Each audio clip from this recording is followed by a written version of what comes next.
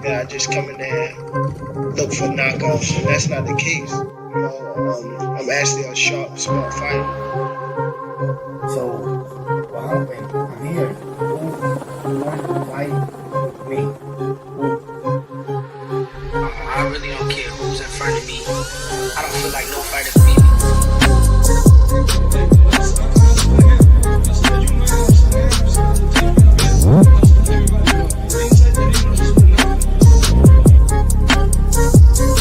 My goal is to demolish everybody, to be honest. Everybody that's in my way.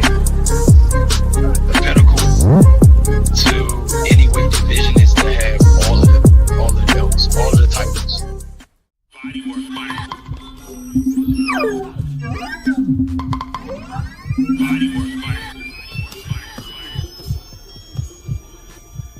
Welcome to Bodywork.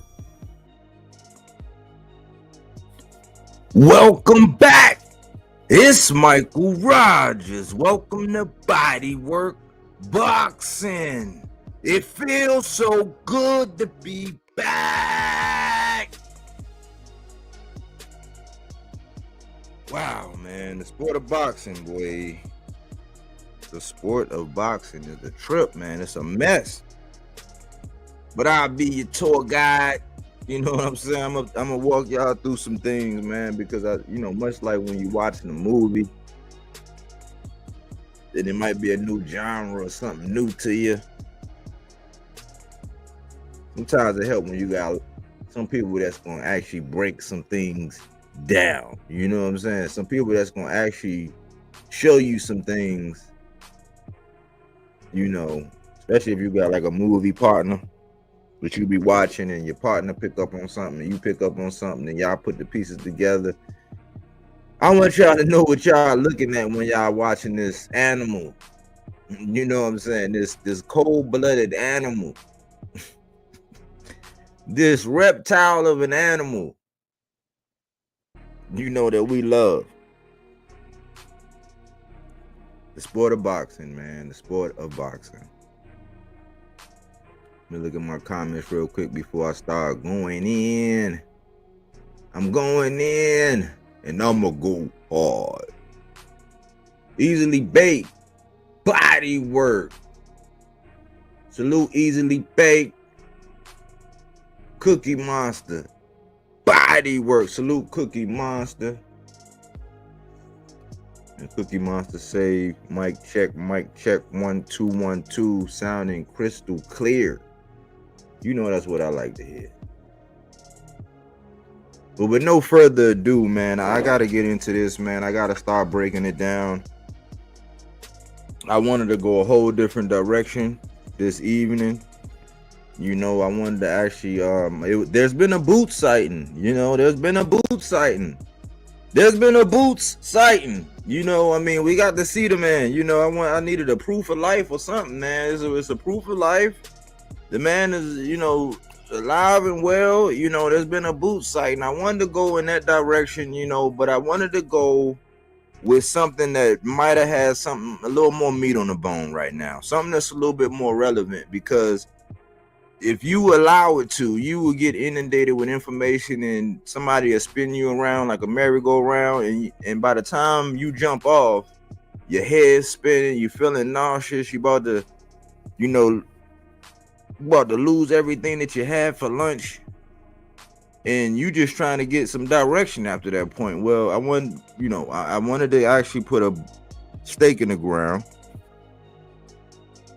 Cokie! Salute body, salute Cokie! I appreciate the love, man. Appreciate the love, man, especially when it's the 300. I got love for the 300, man. This is a hardcore channel, man. We don't ID gaff about a casual, they can have all the games and all of the playing and mixing up people and catering to these people who don't care about boxing in the sport. But if I didn't care, man, I swear I wouldn't be here, man. But I care about it. I care about the narratives. And I got banned by Ness today for calling out Haney fans for saying Norman Jr.'s ass. Oh yeah, you know we can eat on that all day, but I'm gonna let her because I don't wanna cause no hissy fit. I don't want no Devin only fans in the chat today. You know what I'm saying, trolling. So this is not one of those things. If you notice, yeah, it was he could have been on that thumbnail too, but I was like, man, I don't want no D-Hive in here today. So if you part of the D-Hive, if you're gonna come in here and cape and cap for him, man, you might as well save your breath. You know what I'm saying? You might as well save your breath. But you see me, Koki, it's gotten to the point to where I already know what it is, man. This dude, he contradicts himself every day, man. So I've been getting sniped lately. Everything I say, and they turn around and do the same thing in the morning that I did at night, and use all the stuff like somebody else done said the shit. The whole gen breakdown, all of the talking points. There's a couple channels that did it. Me and AC just broke all that shit down, and people just ran with it. But let me get into the curriculum, man, and let me get into something real quick because it's very, very important that I do this, man. Gaslighting is at an all-time high, and as part of the curriculum, I gotta go over, man. Gaslight: manipulate someone using psychological methods into questioning their own sanity or powers of reasoning. And that's what's happening right now. There's many different examples, you know, denying or minimizing. That happens a lot in boxing talk. Downplaying or trivializing feelings. Shifting the blame. With one fan base, they always shift the blame. There's no accountability. The first letter in the alphabet, accountability, it's none for them fans. Withholding information. But the biggest one on YouTube is spreading rumors or gossip. Trying to isolate the victim by turning others against them. And this is what they're doing. This is the biggest form that they're doing to Richards and Hitchins right now. And for boxers, on some Highlander shit, on some Predator shit, the way that everybody's coming out of the woodworks talking about Richards and Hitchins now, like he done had his time to shine. It's like, yeah, part of it is like, okay, when the hunter become the hunted. But I'm like, man, I had to talk about it. And then changing the subject. You know, I know a lot of the time, especially when I be debating online, man, and I got somebody in the crosshairs, I got them dead to rights, you know what I'm saying? I take my deep breath in and I exhale. It's a slight pause before you go to inhale again. When you're supposed to allow the meaty portion of your index finger to just slightly pull back and bow. Like soon as I get ready I'm right on that exhale, got the meaty portion of my index finger right there on the trigger. As soon as I give it a gentle, they change the subject. They change the subject, man. You know what I'm saying? When you got somebody in the crosshairs, man, you know, they start squirming and doing all this crazy stuff. But I had to go over gaslighting, and the biggest example is the gossip one. And withholding information. Or downplaying and trivializing. If they're using it all, right? And I'm not really one. I don't consider myself putting a cape on for Richardson Hitchins. He's just in my boxes to watch.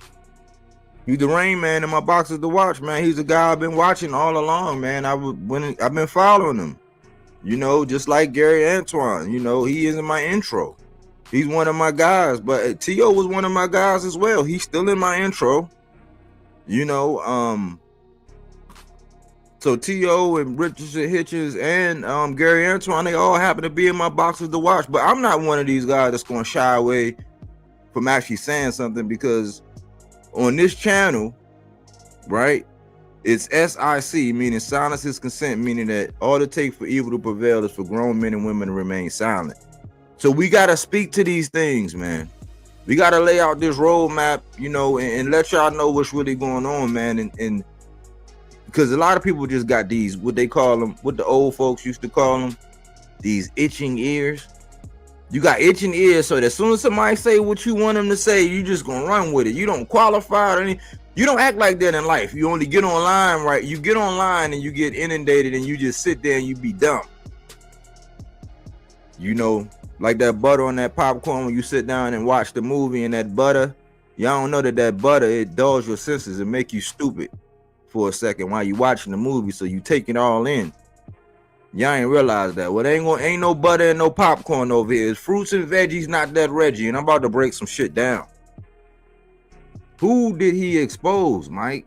Well, Richardson Hitchins, he cut the grass. How did he cut the grass, Mike? If you listen, I'm gonna tell you, right? Let me get my information. Let me get my stuff up here, man. Let me paint this picture for you. The grass is cut. Who cut the grass? Richardson Hitchins. How did he do it? By beating Kambosos and then making a call out. Something that we always wanted. It's like, man, boxing itself exposes itself when a champion comes up, because you got to think he's under the IBF. Remember when I told y'all you got to give more credit to people who fight under the IBF? That's why I was giving Boots so much respect. That's one of the reasons why I respected Earl Spence, because that was the first belt he got. That's one of the reasons why I respected Subriel Matias. They fight under the IBF. So you already got to give credence to it. So he makes weight. He gets a big name. So for everybody else, the name in Kambosos, he qualified for everybody else. Not so much for Richardson Hitchins. That was the first form of gaslighting. We went over this the other day. If you was here, you heard it. So I'm not going, you know what I'm saying, beat that into the ground. But he did it under the IBF. He made weight. We seen an example where a young champ didn't even get a chance to defend it. He got all the credit for fighting this guy coming off of a loss in Gustavo Lemos. With Richardson Hitchins, regardless how ugly it was, how close it was, because when certain fighters fight, if it get ugly, or if it just like Boychuk and Virgil Ortiz. Virgil Ortiz is another one of my guys, but you have people like saying, "Oh man, well he won, man. Why y'all harping on the knockdown?" Well, Richardson Hitchins never got knocked down in that fight, and it was rough. It was rough. That was an eliminator for the IBF before he went on to beat Liam Paro. And when Liam Paro beat the boogeyman of Subriel Matias, when Richardson Hitchins go in there and defang him, he get no credit. So he didn't get no credit for Gustavo Lemos, but Keyshawn got all the credit for it. He didn't get no credit for Liam Paro. Liam Paro get credit for beating the boogeyman, but he get accused of ducking the boogeyman even though he beat the man that beat the man. Just like Devin, who beat Kambosos, but he didn't beat T.O., but he get credit as if he beat. Y'all know where I'm going with this. This is a reoccurring theme, and this is the musty ass shit that they do every time a fighter fights that they don't like, that they don't necessarily care for. They start gaslighting you. It's like, don't y'all know y'all got content, y'all got topics, y'all are out here having these discussions every day, all day. They y'all like ruining the box. They y'all like ruining the boxing, man. I'm not gonna lie, man. They pouring a lot. Like, these are the type to where if it was a community well, you would catch them just pissing all in the community well, man. I'm trying to put fresh water into it. I'm trying to add a filter to that motherfucker. He get no credit for Kambosos, even though that's Devin's whole claim to fame. So he do it under the IBF, something that you've never had, even when, because if y'all recall, for those who were here, when Richardson Hitchins edged out Gustavo Lemos, Devin Haney got online and started trolling. And if you recall, I was the one saying, "Hold on, Dev, you might be the last one to talk, Mr. 25-pound rehydrator. We've never seen you under a 10-pound rehydration. You really have no room to talk." People just ignore that. That's the gaslighting. That's the withholding information. That's the, omitting, like acting like y'all don't really know what's going on. I seen the channel today trying to act like they didn't really know how the IBF worked. Y'all already knew how the IBF worked. Y'all, it's funny when y'all can explain it when it came to Boots, but now y'all need to be educated when it came to Richardson Hitchins. Right. I got you. I understand. Okay. You're not gonna gaslight me. You're not gonna gaslight me. So I was like, put some respect on this man's name. Because if somebody get credit for getting undisputed, they only had one fight. Never before in history you ever gonna see that again, where somebody has one fight and get undisputed. And that young man did it, and he did it against Kambosos. Then he gets credit for defending his undisputed which we all require the champion to do to defend it, he get credit for that same guy, and he went 24 rounds with that guy. That guy caught lightning in a bottle by beating Teofimo Lopez, who went on to be 2-time lineal. So it was good for them, but not so much good for Richardson Hitchins. So that exposed the onlookers. That exposed the casuals from the hardcore, the people that are actually bold enough to actually stick to these talking points and say what they need to say around this. Because you got to give credit, and if you don't do that, then you're going to be looking and listening to what everybody's saying, and you're going to get distracted by all the juicy, gossip, salacious type stuff. But let's move on. You got to give him credit for Kambosos. Why? He landed a big name. He put himself in position. He brought that man to his hometown. He made weight under the IBF. He was by himself. He got heckled by 2 fathers and sons, and all he had was Coach Lenny Wilson with him. They even encouraged the one father and son, which I'm not going to say today. I'm really not going to talk about them today. They encouraged the dude when he hit Coach Lenny with that mic. And then they clowned Lenny when he grabbed the chair. It's like, man, we can't make this up. We were trying to figure out why that whole father-son duo was there, because they're supposed to be at welterweight, but they down there heckling, you know what I'm saying, this guy down here for the IBF. Never even touched 40. But the expectation would be for him to go straight up to 47, even though he's cool with it. Remember, I'm just narrating. I'm not speaking for the boxer. That's why I had to actually realign somebody's rose-colored goggles the other day, because we were talking about this, and I said, listen, we're only talking about this because Richardson Hitchins talked about this in the post-fight call-out. I'm not bringing this up for no reason. This is part of the etiquette when we actually break down everything, like how we break down the weigh-ins, we break down the post-fight interviews, we break down and qualify the call-out, we look at tone, and that's what we do as boxing fans. We do it for everybody else. That's what I was doing the other day. Let's move on. He gets out there and they want to pick apart the fact that he used the N bomb and saying, let's fight, ninja. But that was more of a talking point for some people to talk about. But they let T.O. and his father still using it as of yesterday in the interview I seen, loud and clear, all the way in the background. He wasn't even the main one being interviewed, all loud and clear, but they picked out the post-fight when he said, I want to fight Devin. He said, F the Haneys. Let's fight, ninja. They picked that part out to be upset or offended by. But then cap and cape for T.O. to just float it around, just throw it around like a frisbee or a boomerang. That's exposure. I'm like, man, boxing is funny, man. But let's move on. So, and what we always do, we be wanting the fighter, right? We want him to put on a dominant performance, which he checked the block. He stopped the dude, and he did that body work. What more can you ask for? They let one father damn near, he looked like Usain Bolt cousin running up out of there, and when they caught up to him, all he said, oh man, he got hit with some shit. He got hit a lot. He got hit. It's like, what? Where was this on cold shit? Why you couldn't just big up the man if you know that was going to be? But no, that's just the way. That's just their way of doing things. That's their brand of promotion. So Richardson Hitchins has his brand of promotion. And he did what we want all fighters to do. We want them to be very specific. Because I recall when Boots went in there and he did what he did to Stan Giannis, and they had to bring up Brian Norman. He said, I don't know why y'all bringing him up. He's not that good. He poured water on it. Richardson Hitchins didn't do that. He was very selective in what he said. He want T.O. T.O. was there. When T.O. got in the ring, he looked like, he looked like, damn, with that performance I just saw, I don't know if I want to fight this dude right now.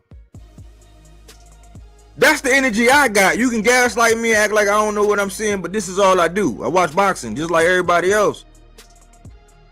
He looked like he didn't want it. Bill, he ran out the building, but he called out T.O. and he called out Devin. And I recall not too long ago where they was basically saying that they was basically saying this. They was trying to say that this was gonna be quote unquote for the culture. I'm like, for what? Whose culture? For whose culture? Just because they had history? Right. That wasn't for the culture, man. It was never gonna be for the culture.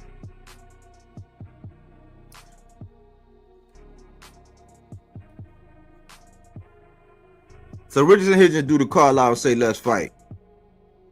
Bill and them say goddamn everything but let's fight.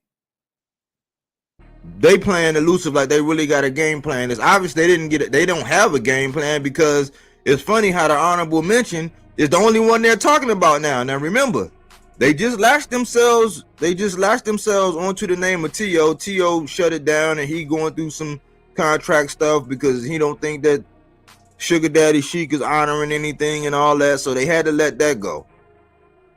Richards and Hitchins give them an alley-oop. And this is what when I get into Eddie, when I start breaking down Eddie and the talking point about Eddie, you're gonna parking lot that. But it's clear that they had no plan. He called out 2 fighters with names that would be legacy. And he also reasons that right now people, he ain't gonna, just same way they did with Kambosos. He said, if I go in there and I do, even though I want Devin, I'll take it, right? Which I don't agree he should do that. I don't think he should go here. I think he should stay at 40 and try to unify and try to clear it out, because any other fight, he ain't gonna have to worry about that rehydration. You already got the nutritionist.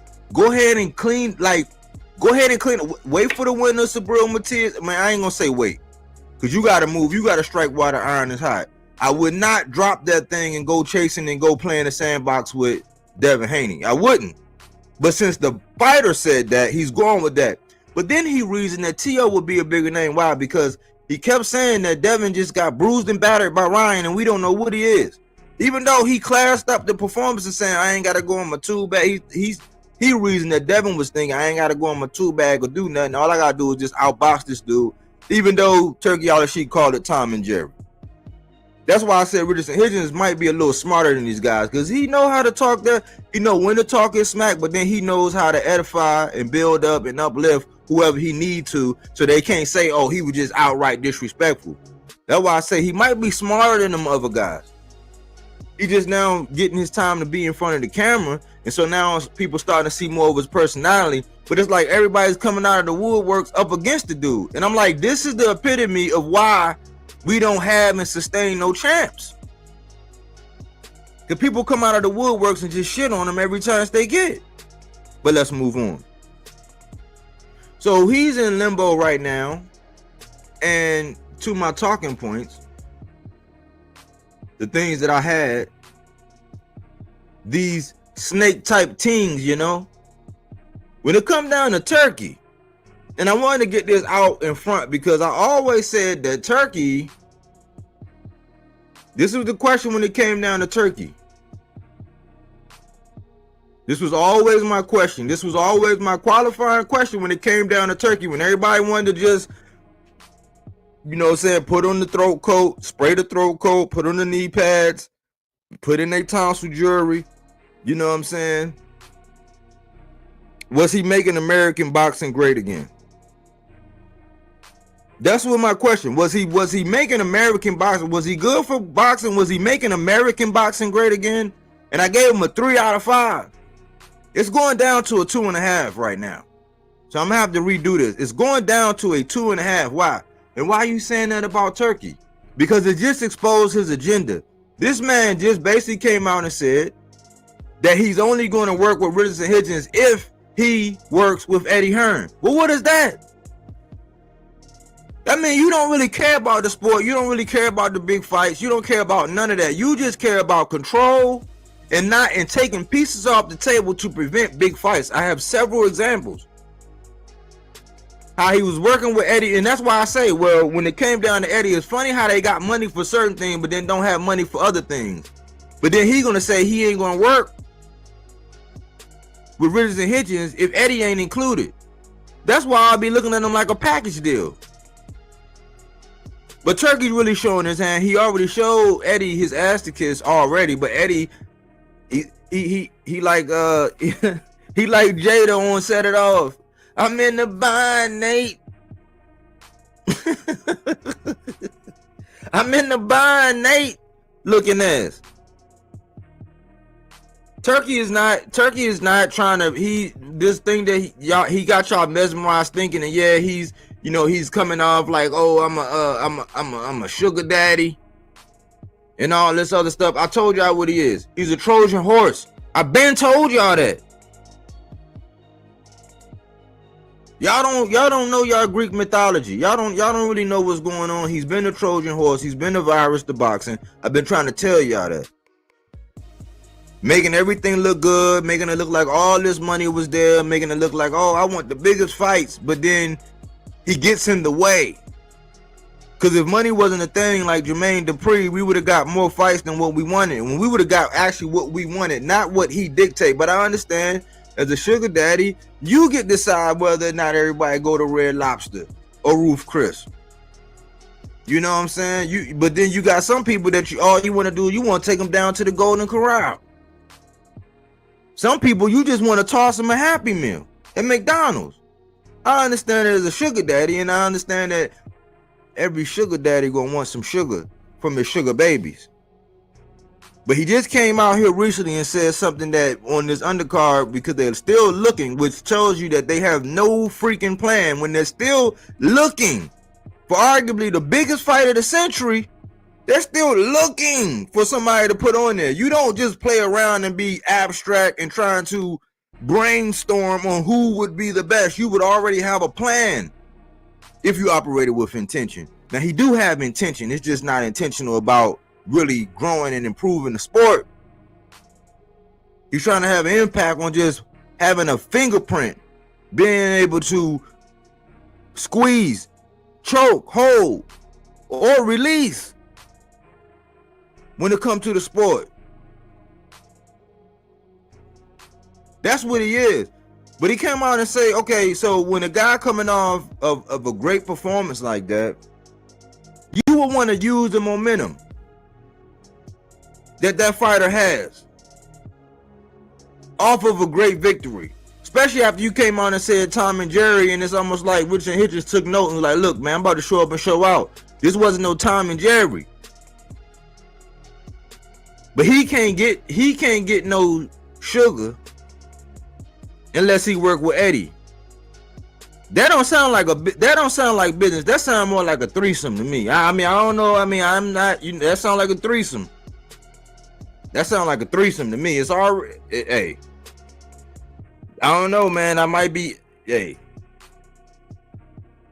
I just call it what it is. So Turkey want a threesome.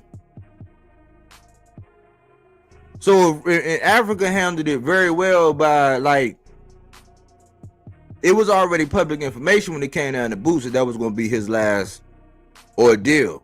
It was speculation around Shakur because originally there was supposed to be a 2-fight deal. We don't know what's going on with Shakur. We don't know what they done signed, what I's they done dotted, what T's they done crossed. They just been remixing that because when he pulled out of Joe Cordine, I don't know if that counted as the fight. And then when the Schofield stuff didn't happen, and then Patty jumped in and he had that, like, we don't know. I don't know what that was, but we knew they was making it be known that Boots had a 3-fight with Eddie, and that was coming up, and that was being talked about. Africa played it real close to the vest with his. He didn't negotiate out in public with that. It just came up, and then all of a sudden, and once he done what he needed to do, made his title defense just like we wanted everybody else, like we wanted Keyshawn to do. Didn't happen. And then he says, I'm a free agent. Even before Shakur left Top Rank, there was a whole big deal, and it got messy, and they shitted on it. Africa is probably smarter than these guys. He didn't show his hand. But now they want a threesome. Let's move over to Turkey. Eddie. Let's move over to Eddie. Eddie feels offended. Eddie shows his unprofessionalism. Eddie started talking about how Richardson Hitchins, how his car door was broke and how he took him from nothing. Just really showed like what he really thinks. I did a video a long time ago called The Tale of Two Eddies, and people try to gaslight me all the time because when I bring up Wilder and Anthony Joshua, they look at Eddie in one light, right? When I bring up Devin, they look at him in a whole nother light. When I bring up Boots, they look at him in a whole nother light. So it just depends on what fan base you riding with and who, because they'll actually openly campaign online for you to go join forces with them. And it's good and it's bad. Because when it came down to Berlanga, it was like, oh man, yeah, he should do, yeah, man, he fulfilled it. Like, yeah, he's shopping. I know the Handy Voice they was big up in Berlanga for his business moves. But when it come down to Richardson Hitchins, oh no, man, you need to go ahead and be, you need to, no, that wasn't right. It's like, what? Y'all didn't take this posture when it came down to Berlanga. It was okay for him to shop the market and do it, have a deal and do all of this and that, you know what I'm saying? It was all that. Mind you, Berlanga ain't never had no title, let alone fight under no IBF. But they applaud him for getting washed by Canelo for 12 rounds. And shit on Jamel for doing the same damn thing. Damn near same exact fight, only Jamel Charlo already got legacy as being undisputed at 154. They don't care nothing about that. This is the gaslighting part of it. So when, depending on which boxer you're talking about, is how they're going to paint him. So they're actually openly shitting on Richardson Hitchins. Eddie Hearn really showed his true colors. I'm like, man, that was some snake ass shit talking about, oh man, your car was broke and all that. Coming from your promoter? Coming from your promoter? And then Moneybag Sheik say, oh no, I want a threesome. What? I'm a free agent. I earned that. Oh no, you ain't really free. Get back over there, boy. Go back over there with that. Go back over there with Eddie Hearn. Boy. That was disgusting, Eddie. That was unprofessional, Eddie. And you act like you did him such a big favor. What? He made you look good by signing him and him having to get in the ring and do his thing. He had to do the work too. His team had to do the work too.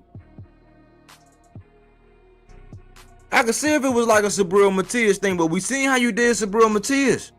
Or how all that worked out.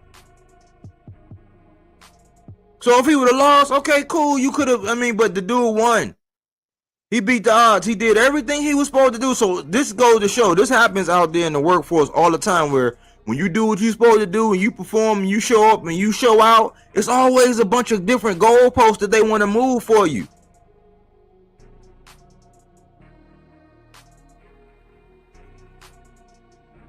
I guess y'all gonna say, well, if he had a loudmouth father that was just harassing people and saying this and knew more, it's like he shouldn't have to have all of that. He showed up, he did his job to the standard, he performed, he did everything he was supposed to do. What's bothering y'all?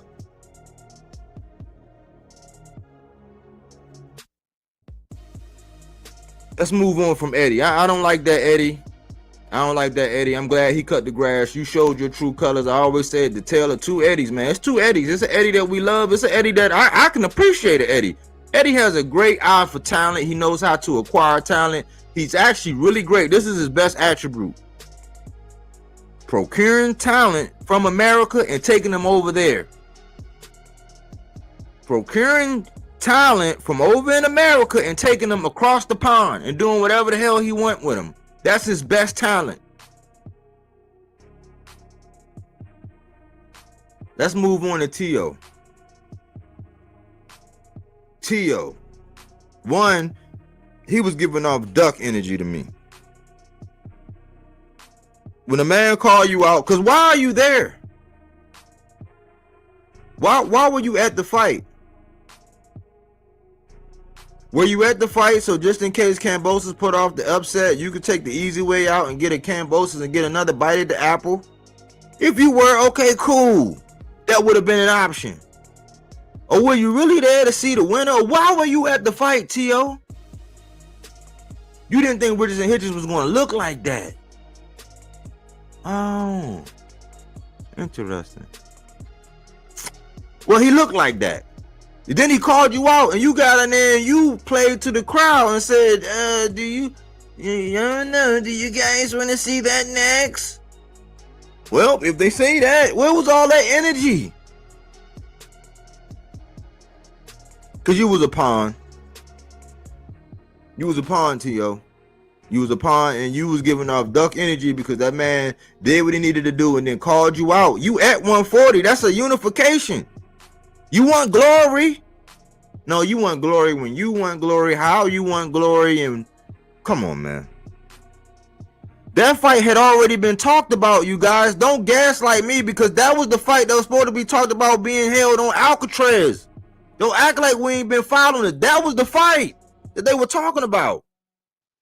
T.O. in Africa and Alcatraz. Somebody stop me when I'm lying. That was the fight they were talking about, y'all.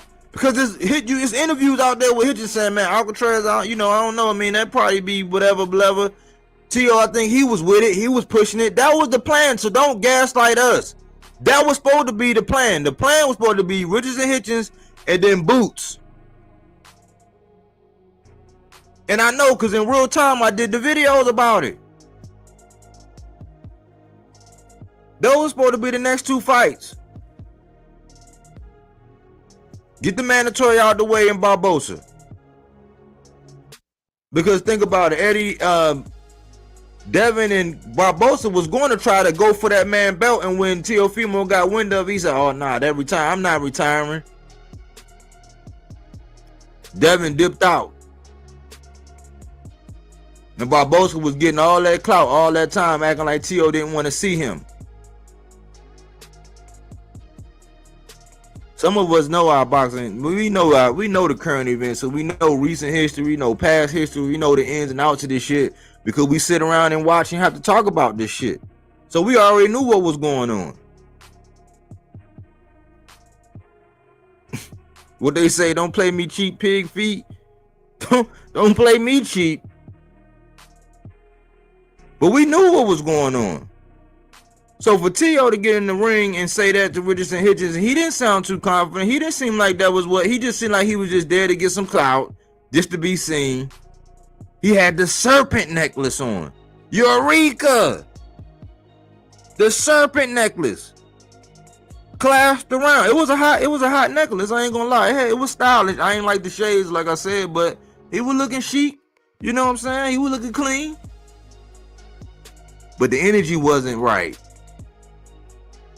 Him and Bill looked at Richardson like, man, we ain't expect that, man. I don't know. We want to see this guy next. They both had us looking like, I don't know if they really want to get down. I don't know if they want to get down with the dude. That porch might be too hot right now. They might want it to cool off because they thought they were going to get another Limos performance. And Richardson was like, gotcha, bitch. Got you. Did what we were supposed to do. Moving right along with T.O. They started bringing up Gary Antoine. Seen an interview with him talking about Gary Antoine. I seen a while ago when he was doing all this racist stuff and they was asking Gary Antoine about T.O. and he was like, man, we cool and this and this now. I mean, I'm gonna have to check him if he said that. And he was playing like he didn't know what was going on and he didn't hear it. That's how Gary was, and that's my guy. But I gotta call this, man. I gotta call this down the middle. I gotta speak to this shit. Cause I was mad. Cause you know why? I thought Mr. Gary Russell had the better approach to it. But Gary Antoine was more passive, and I guess it was some kind of friendship there based on that interview. He did it with the Puerto Rican kid, KG, or whatever, that interview. Go back and look at it because it was building up to a tank fight, and I actually had to speak to that because we showed true to form that we are really like, in Maryland, our shit is the crab. Our shit is really the crab. And sometimes we fully live up to it. And I snapped about it. I said, man, every time this man Tank got a fight, they come out like crabs in a barrel. Go back and look up the video. Because I keep it a buck and call it straight down the middle. Even when one of my guys is saying and doing some bullshit, I'm still going to talk about it. I'm not in pocket.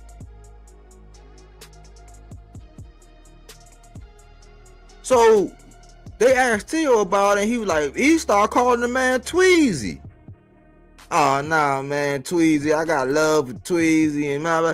He's another champion. So the same shit we was getting on G.A.R and Keyshawn about this whole BFF, this whole Batman and Robin shit. They trying to pull that shit up here at 140. That's why I was never no talk about T.O. and Gary Antoine, because they both acting like they friends. But you hear my thing, you hear in my intro what Gary Antoine say.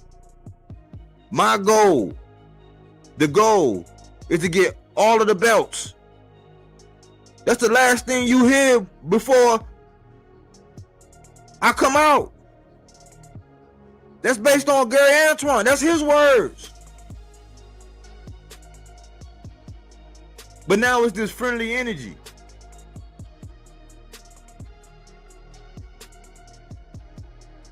Moving on to Gary Antoine Russell. It was clout. It was clout. Now whether I think Gary Antoine can beat Richardson Hitchins, that's neither here nor there. We all said we been knew Gary Antoine it was between Gary Antoine and Sabril Matias. We all knew pretty much, a lot of us had been looking at it for the longest time like that's the fight. Those were the two boogeymen. Liam Paro upset the apple cart and Alberto Puello upset the apple cart. They the one that caused the whole musical chairs. But that's the fight that everybody wanted to see. The two powerhouse, the two people that everybody was ducking, the two people that everybody got quiet about, the two people who ironically never talk about. But guess what? My man Gary Antoine let them use him once again.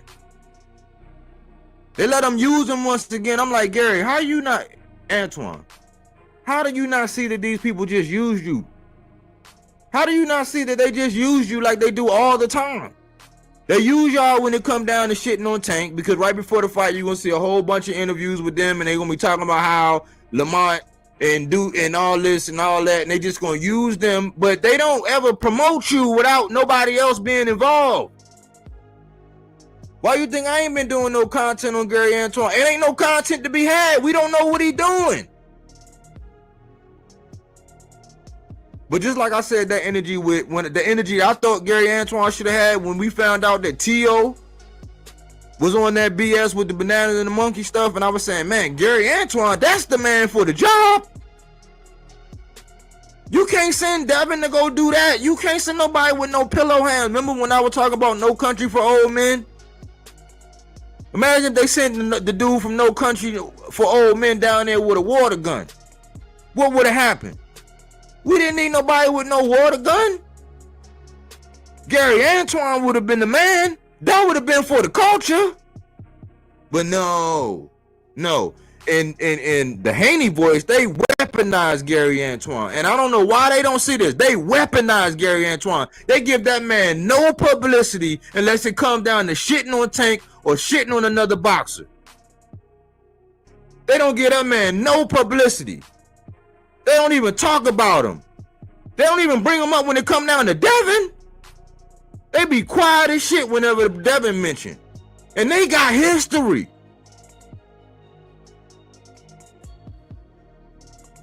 They don't never bring him up unless they use him to shit on somebody else or to insert him to actually overcrowd and like basically to dim somebody's light. So now he's being used to dim the light that Richardson Hitchins had. But I'm like, hold on, man. Especially when we be talking about this. This is what I be talking about when it come down to this quote unquote on code. He don't even realize he being used against Richardson. Richardson Hitchins just did what he needed to do. He's still undefeated. Even though he went to war and it was tight and all that with Gustavo Lemos and Gary Antoine and Puello, it was tight. You know what I'm saying? He came out with the dub. He's still undefeated. He's doing it under the IBF. He just got a big name in George Kambosos. But nah, you want to come out and say, how come this man ain't mentioned me when it come down to the amateurs? I beat this man, blah, blah, blah. And my question is this. Do we pick and choose when the amateurs matter and when they don't? Do we get to pick and choose when the amateurs matter and when they don't? Because I recall when this shit happened, and I don't even do this that often, but when this happened, when it was April Fools,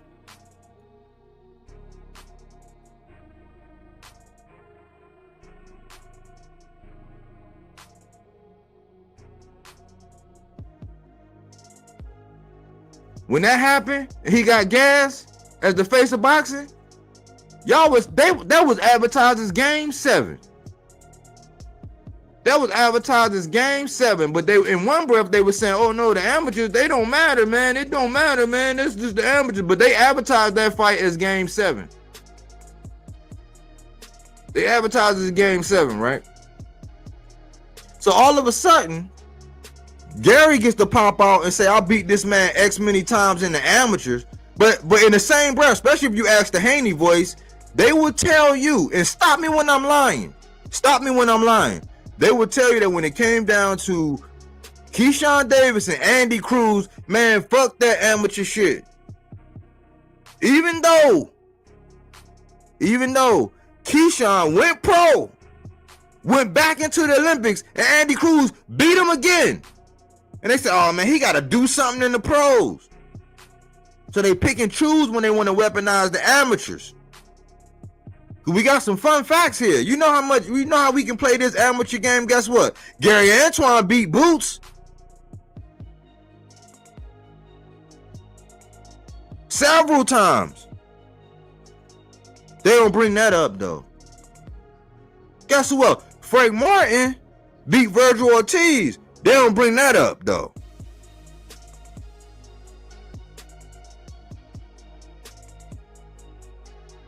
Don't even let me talk about Bud in the amateurs and the inconsistency there. So y'all gotta stop being, y'all gotta be like Bob Arum said, man, boxing fans are like rocks. You could just throw them and they'll just land wherever you want. But like, let's not weaponize this amateur stuff. And I can't even believe Gary Antoine got on board with that shit, man. You got Peace for Teofimo who run around talking about monkeys and bananas. But then you bringing all this heat on Richardson. Then Tiger Johnson came out saying some goofy ass shit. It's like, man, y'all miss me with that on code. That's why I be saying miss me with this on code shit. Because when it's your time to shine and somebody puts you in the crosshairs and they start speaking facts about your situation, y'all gonna be talking about, "Oh man, look at that. Look, it's always our people, man." But look at what we do. Look at what we do.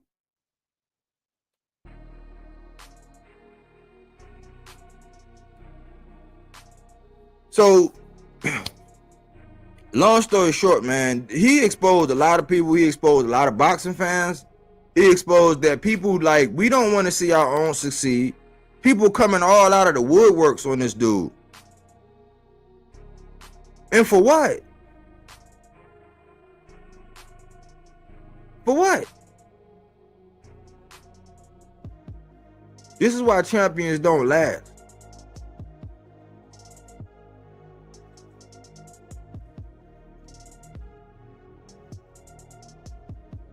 Salute, Cookie Monster. I appreciate that. Thank you. Thank you. It means a lot. Tio and Dev, both bisexual. Antoine is clout chasing here. He has a fight sign. Exactly. Thank you, L Dub. Thank you, bro. Thank you, bro.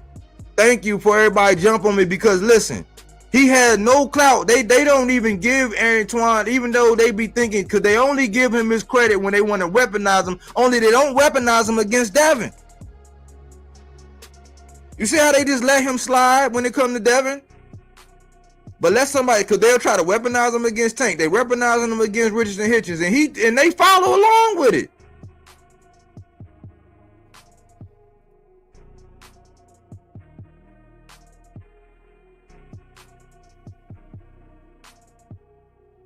What's going on, Smoke?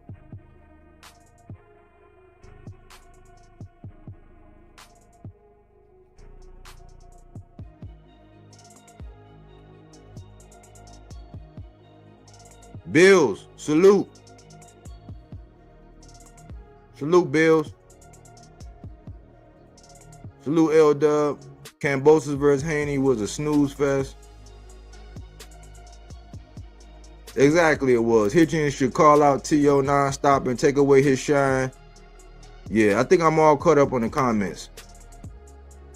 But thank you for saying that, L-Dub, because that's how I see it. It's like we always get used like some old crash dummies out here, man. It's like people love Gary Antoine. That's one of my guys, but I'm like, I can't stand that, man. How you come out the woodworks like this? But there ain't no smoke for T.O. So we gonna let them do the Keyshawn and Shakur on us? So now it's this love affair. They BFFs now, T.O. and Gary Antoine. Like, what? You got a whole band of brothers, Gary? And even if you don't want to do nothing to them physical out in the streets, at least represent us in putting a beat down on them for saying it. And acting like that. This is a lesson. But that's family, though. I get it. I get it. You get to call you Tweezy and shit. Wow. Wow. Wow, wow, wow.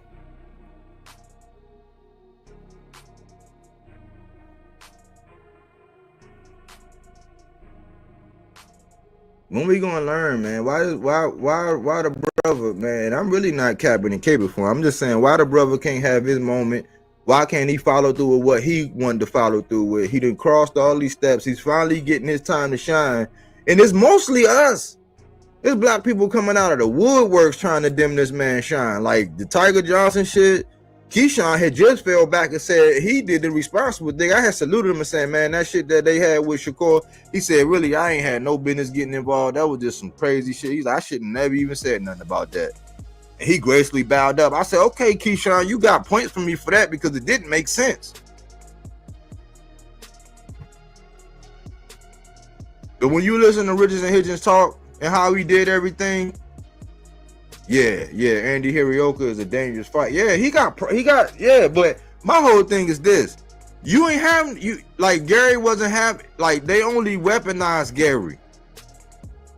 The boxing voice, they was sitting up there shitting on Gary, like they was shitting on Gary and them so bad before, because they were saying it was messed up how El Ryu, how they had set El Ryu up, and they was like, yeah, they set him up. And then and you listen to him in the build up to the fight where El Ryu was getting ready to get on there, was getting ready to fight Gary Antoine. You listen to how they were talking about Gary Antoine, because why? Because he was a PBC fighter. And they always shit on PBC fighters. They always got all this extra animosity towards PBC fighters. They'll dig under a rock to find some dirt about a PBC fighter. And that's what they was doing to Gary Antoine. So for Gary Antoine to come out at a time like this, it's like I've been wanting to do content about him, but it ain't no content to do. Because they don't give him no pub until it's time for him to fight, or they want to weaponize him. But they don't even give him his full just due because they undermine his ability. It's a dude they call in all the time representing Gary Antoine. They don't give him no pub. They shoot him down. But when it's to weaponize him up against somebody else, he get all the pub. I don't like it. TBV hates every boxer who doesn't fight like Devin.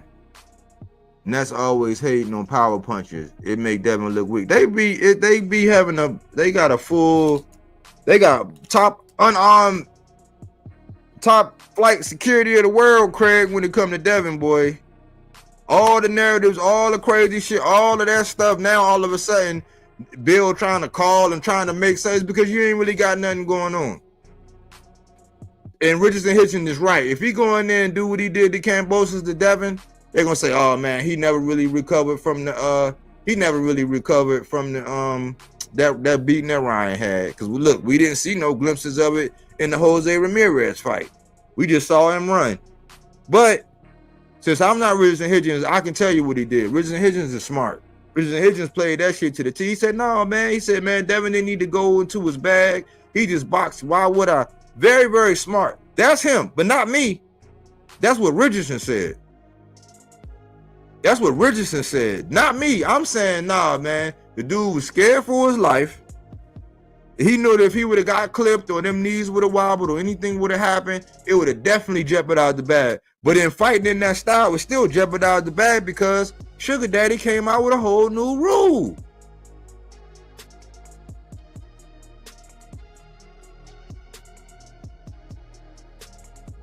It's crazy, man. When good fighters, like people who do it the blue collar, the hard way, and they work up, but they might not have the promotion, they might not have the machine behind them, they'll find a way to like tear them down some kind of way. They'll find some kind of way to tear them down. And a lot of us go along with it. A lot of us go right along with the game plan, man. And I don't get it. I don't get it. It's like once somebody show you who they are inside the ring, you know, and they have their little moment, give them the same moment. Because I remember when Berlanga, who's never had any kind of title, who never had no kind of title. Yeah, he sniffed one when he came down to Canelo, but he was on the top rank diet. Imagine if Richard Hitchins was on the top rank diet and he slid down to 135 and weight drained himself on his way up. Y'all be talking about him like he was the best thing since sliced bread, but he survived TMT. He went and got a belt under the IBF. He beat the man that beat the man. Then he turned around and defended it against a man who beat the man, who got beat by the man. And then called out the man who beat that man. God damn, and y'all still won't give him his credit. I don't get it, man. Boxing is nasty, man. It's nasty snakes, man. I'm glad you cut the grass, Richardson. You got to move, man. Know how to move in a room full of vultures, bruh. And I'm not saying he a world beater. I'm just saying that, hey, I wouldn't go play in that sandbox with Devin. I would stay on T.O. ass.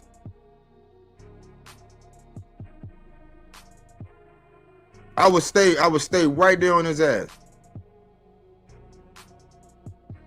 I would stay right there on his ass. Apollo Creed versus Rocky, right up there in the Barclays. Y'all both from New York. It'll sell. I would stay right on his ass. I wouldn't get tricked off my square. Because guess what? If you think you got slandered out this victory over Kambosos, you already seen they came out and they supported George Kambosos over you. It was two fathers and two sons rooting for Kambosos against Richardson. Once soon as that fight hit the ink with the Devin Haney, you are going to get slandered, my guy. They're gonna start pulling up shit. They're gonna start pulling up shit on you, like so much shit. They gonna, like, you think that Eddie shit, that shit that Eddie said about you, how your car door was broken, all this. They gonna pull out so much shit in the Haney voice. They gonna go crazy. They were respectful today on that interview, but they gonna go crazy on you. They gonna go bonkers on you. And yeah, for the 15 minutes of fame, yeah, you're going to get the 15 minutes of fame and yeah, the clout, and they're going to build up your cachet. But man, from the time it's signed to the time y'all get in the ring, if it happens, I hope you're going to be prepared. Hope you're going to be prepared for that. Hope you're going to be prepared for that. One, it's not legacy because you'll just be moving up to 47, and I would do Devin just like he did me. What the fuck you bringing to the table? I'm not gonna get no credit. You're not gonna get no credit if you batter him. You ain't gonna get no credit. You can get credit for T.O. because he still got a belt. That's a unification. You won't have the IBF rehydration. And you can do that for the culture. You can do that for the culture and upgrade your legacy because he two-time lineal. You beat him, you cooking with gas. You wait for the winner of Sabril Matias and Alberto Puello, you unify with that, you cooking with gas. You wait for the winner of Andy Hirioka or Gary Antoine Russell and you just relax for a second. Don't rush, don't rush. You cooking with gas. Don't get tricked off your square, Richardson. You done cut the grass, people done exposed themselves. Us as boxing fans expose themselves. People who claim they on code, they expose themselves. People who say they love black people, they for black people, they expose themselves. Turki exposed himself saying he need a threesome. You a free agent. Turki need a threesome. You got to work with Eddie. What was that fine print? Was that breaking news that we just got? Like you got to be with Eddie in order to go with you. Who else had to be with Eddie to go? Who else had to be with Eddie to get some of that Turkey money? Who else?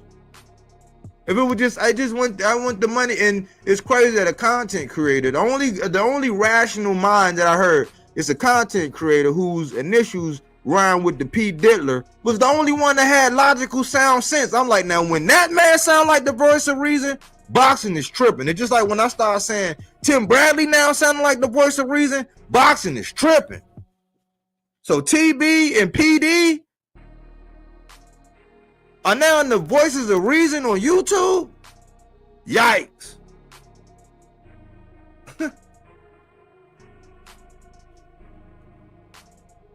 AC, salute, Bodywork, cooking with that solid fuel, common sense. Yeah. Salute chat, what it do? Yeah, man. You was up here. I added you on the stage and said, what's up? You ain't say nothing, Smoke. So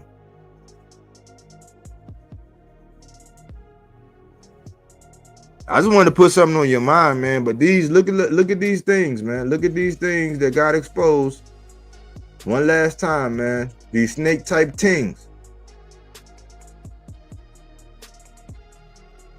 Turkey, his control agenda. Eddie, how unprofessional he is and how he want to keep tabs on Africa. Then he just shitted on him, talking about how broke he was. And now he got to stay with you.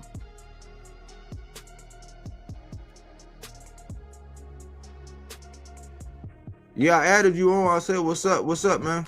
I stepped to I'm just getting back from picking up wife. Oh, everything good? What's going on?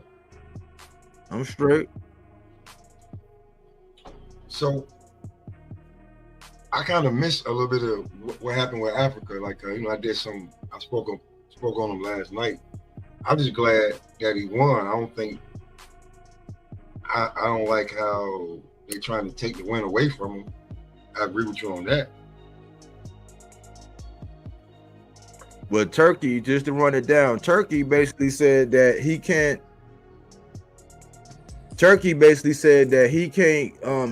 get no money. He can't get down with the Turk unless Eddie's involved. That's one. Eddie came out and was talking about how he felt snaked because even though Africa's now a free agent, when he met him, his car door was broke and he was like basically broke, busted, and disgusted. Damn. And I'm like, why would Eddie come out here and say stuff like that's unprofessional? So Turkey exposed himself. Eddie Hearn exposed himself for the dirtbag he is. And T.O., he come out talking about how he BFFs with Gary Antoine. And Gary Antoine just clout chased the shit out of Richardson Hitchins because he didn't have no motion up until this. People just hate on PBC fighters. They don't give Gary Antoine no credit until it's time for him to fight, or they want to use him against Tank, or use him, like try to use him, weaponize him against another fighter. Yeah, he gets no love until he playing that boogeyman role. Well, but then they don't give him credit outside of that. But I find it funny as hell that Eddie come out saying that when Hitchins already said that, you know, he wouldn't mind doing business with him moving forward, even though he is still a free agent. He thanked Eddie Hearn for taking him where he gotta go. So right now, I don't think the deal that they tried to offer Hitchins, and Hitchins knows, you know, what he's up against and his, you know, his fair market value at this point. And it just came down to him saying, look, you ain't gonna at least pay me my fair market value, I'm out. And he probably just got up and walked out and just left Eddie, you know, calling him like, yeah, I'm gonna play this game with you. You wanna play hardball? I'm gonna play hardball. I'm not even gonna answer your calls until you leave me a message or a text or get back in touch with somebody that I fuck with that's got a decent number. That's at least my fair market value. But if anybody know about business, it's his right as a free agent. He got the belt. He did the work. He did what he's supposed to do as far as his contract. So he shouldn't be able to peek his head out and see what else is out there. Like, yeah, he's just supposed to just stay down with you. That we all know when you're a free agent, That's your time to get it, because if he would have pulled the Sabril Matias and lost, even if he got edged out, they would have treated him like he was a bum. Yeah, and that's the crazy part, because he won the fight. He's the second guy to stop Kambosos, maybe the first guy to stop him in such an impressive beating and stop him. You feel what I'm saying? So he knows that there's a big fight lined up with Tio. He knows there's a possible big fight lined up with Devin. If Devin can get off his prima donna horse and say, look, if you want to meet at 40, I'll meet you at 40. You feel what I'm saying? I understand what you're doing, and business-wise, it makes no sense for you to come up to 47. So I'm not even going to entertain that. But besides all of that other dumb shit, it's just like, look, those are two potential big fights. You got other potential big fights with the winner of Gary Antoine and Andy Hiroka. You know, let's just say, just for the sake of argument, Andy Hiroka wins. Now you can go over to Japan and get that same type of love, and you win that fight over there, you're going to come back in the same position that Brian Norman Jr. could possibly be in, you know, if he wins the fight. So at the end of the day, it's a win-win. Bob, give homie what he want. He's the dude to invest in right now, because your boy Keyshawn and DB3 is sketchy right now. You feel what I'm saying? Yes, they're great talents, but you got the weed suspension, and now you got him missing weight, and then that accusation. I mean, then his debacle. So they're sketchy at best right now. You feel what I'm saying? You got a young Abdullah Mason, and you got yourself, if he signed with Bob, and you got yourself you got yourself a Africa with you. So if you're gonna go over to Bob, sign with Bob. If you want to stay with Eddie, I don't know what Eddie has to offer at 140. Yes, there are a lot of Europeans at 140, so it may be easier for you to become a global talent, but I don't know. Y'all just got to come to that man correctly. But this let me say this, and he say, right, Hearn invested and lost money with G. Richardson. I guess you're saying, and now Hitchins is up. He wants to dip. It's like, I don't think he wanted to dip. I think that he just, it's an option. It's just like when your lease is up. Yeah. You don't just when your lease is up, you don't just, like, when your lease is up, you got an option whether you want to stay or go. You can go look at the market. You can go, it's just how business works. So people with this closed-minded business mindset, every free agent, even in the NFL, when they come up for free agency, they know what's on the table, but then they be like, all right, let me just see give me some time.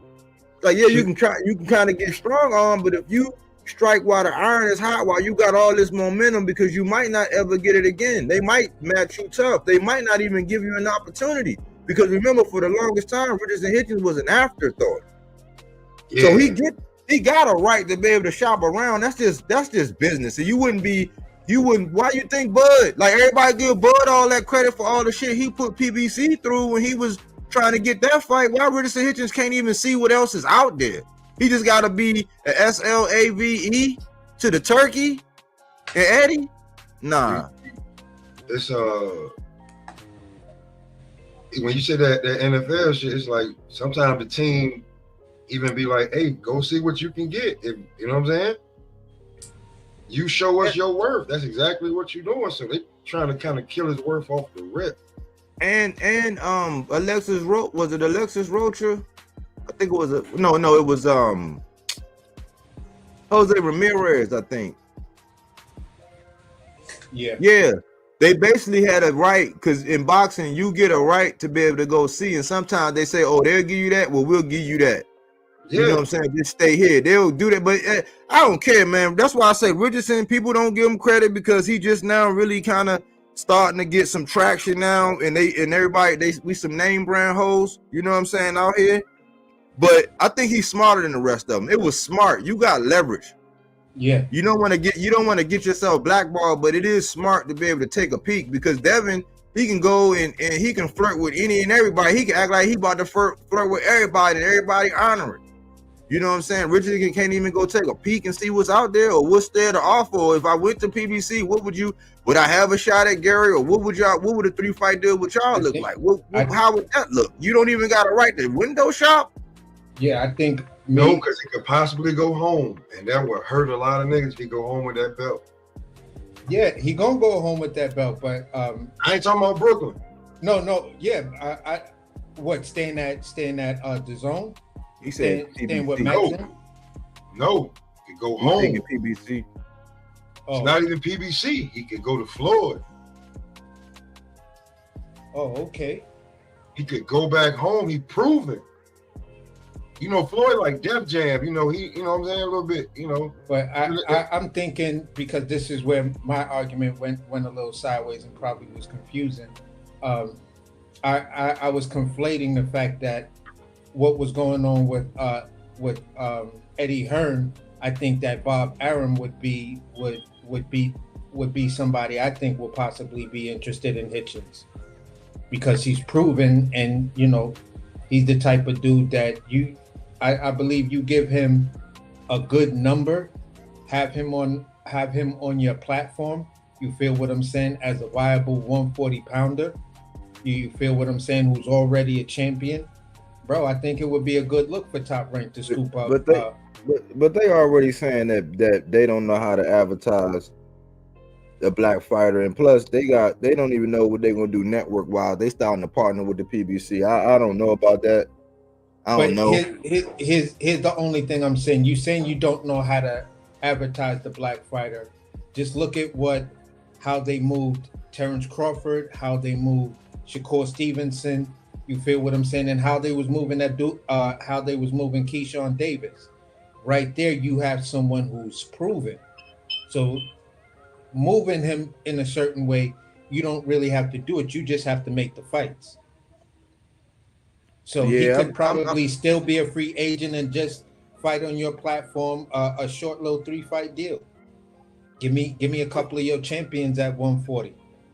I'm looking at like who got the belts. Like right now, Alberto Puello got a belt. Right now, Gary Antoine got a belt. You know, Teofimo, he a wild card, and he with Turkey.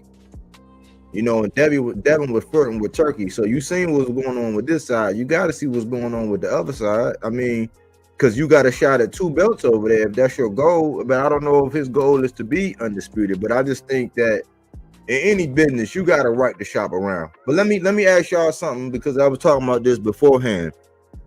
Y'all see how now, like, this polarizing now as to whether or not the amateurs matter. So now we bringing up this amateur shit. Because remember, AC, we always talk about Keyshawn and Andy Cruz, and they be like, oh man, that was just, it's like, no, what? That was more recent. That wasn't just the amateurs, that was the motherfucking Olympics. And they say, oh man, Andy got to do something in the pros. So now Gary just get to pop out because he beat him like 3 or 4 times way back when, and leverage some amateur shit. Like, that was weird to me. So people pick and choose when amateur shit really matter. I don't get that. It's exactly what you said. I stopped trying to. I don't even. If you pick and choose, I already know what's up with you. Yeah. Because you gonna pick niggas, motherfucker. When I see you picking and choosing, I already know what's up. There's no changing how you feel. You know what I'm saying? Even though I'm gonna ride it out with Keyshawn, I'm like, yo, bro, you got to do something about Andy Cruz. But now it's looking like it's too late, buddy. Unless he gonna go to 140 and get you. He calling you. He was like, for him to be talking about he was looking for your phone call on Father's Day. If you don't get that nigga, that's cold. That's cold, bro. That's colder than Cole on Martin, bro. Like, you know what I'm saying? Just COLE, cold. He telling everybody that, hey, listen, don't worry about it. I'll take care of him. I'm like, Key, you still gonna ignore all of that? He's telling everybody, don't worry about him and wanting to fight the guy out the ring. Let him fight me. I'll take care of him. Bro, Keyshawn, my guy. This is what I've been saying for the longest.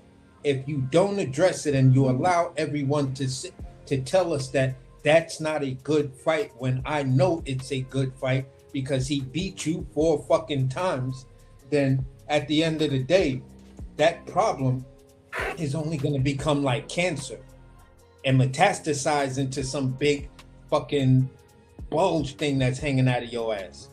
So at the end of the day, that's what you're walking around with now.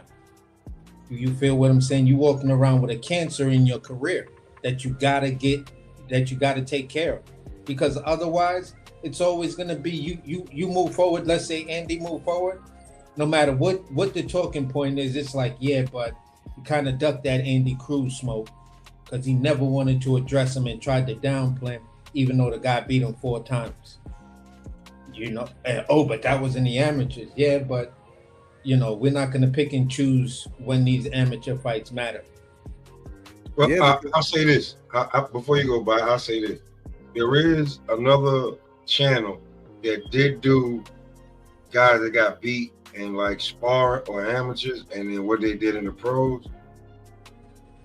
So there's that argument to certain shit, but you can't pick and choose. You gotta walk that road and you gotta climb that mountain. However the fuck you look at it. Yeah, it's good for storyline. It's good. Like even let's go back to the Devin and Ryan. It was good like when the fight is made and it was built, you know what I'm saying? It was good storyline, but like if you're gonna break it down, like I broke it down, I say, listen, when I look at it and you say, okay, yeah, I was 3-3. So I would say that Devin would excel. Devin would excel in the amateur style because he was more built for amateur style. Ryan didn't have like an amateur style, even though he was fast and he was doing it, but it suit him better in the pros. So I'm like, it's only so much you can draw from that, and that was so long ago. So it's good for the storyline once the fight get made to say that, like if like I mean, it'll probably never happen, but if Frank Martin and Virgil Ortiz ever got in the ring, because Frank Martin dropped Virgil Ortiz, he beat him. Richardson Hitchins say Jermaine Ortiz beat him in the amateurs. Like we can play that game all we want in the amateurs, but we can talk about the dude from Philly that beat Bud in the amateurs. And he wound up fighting I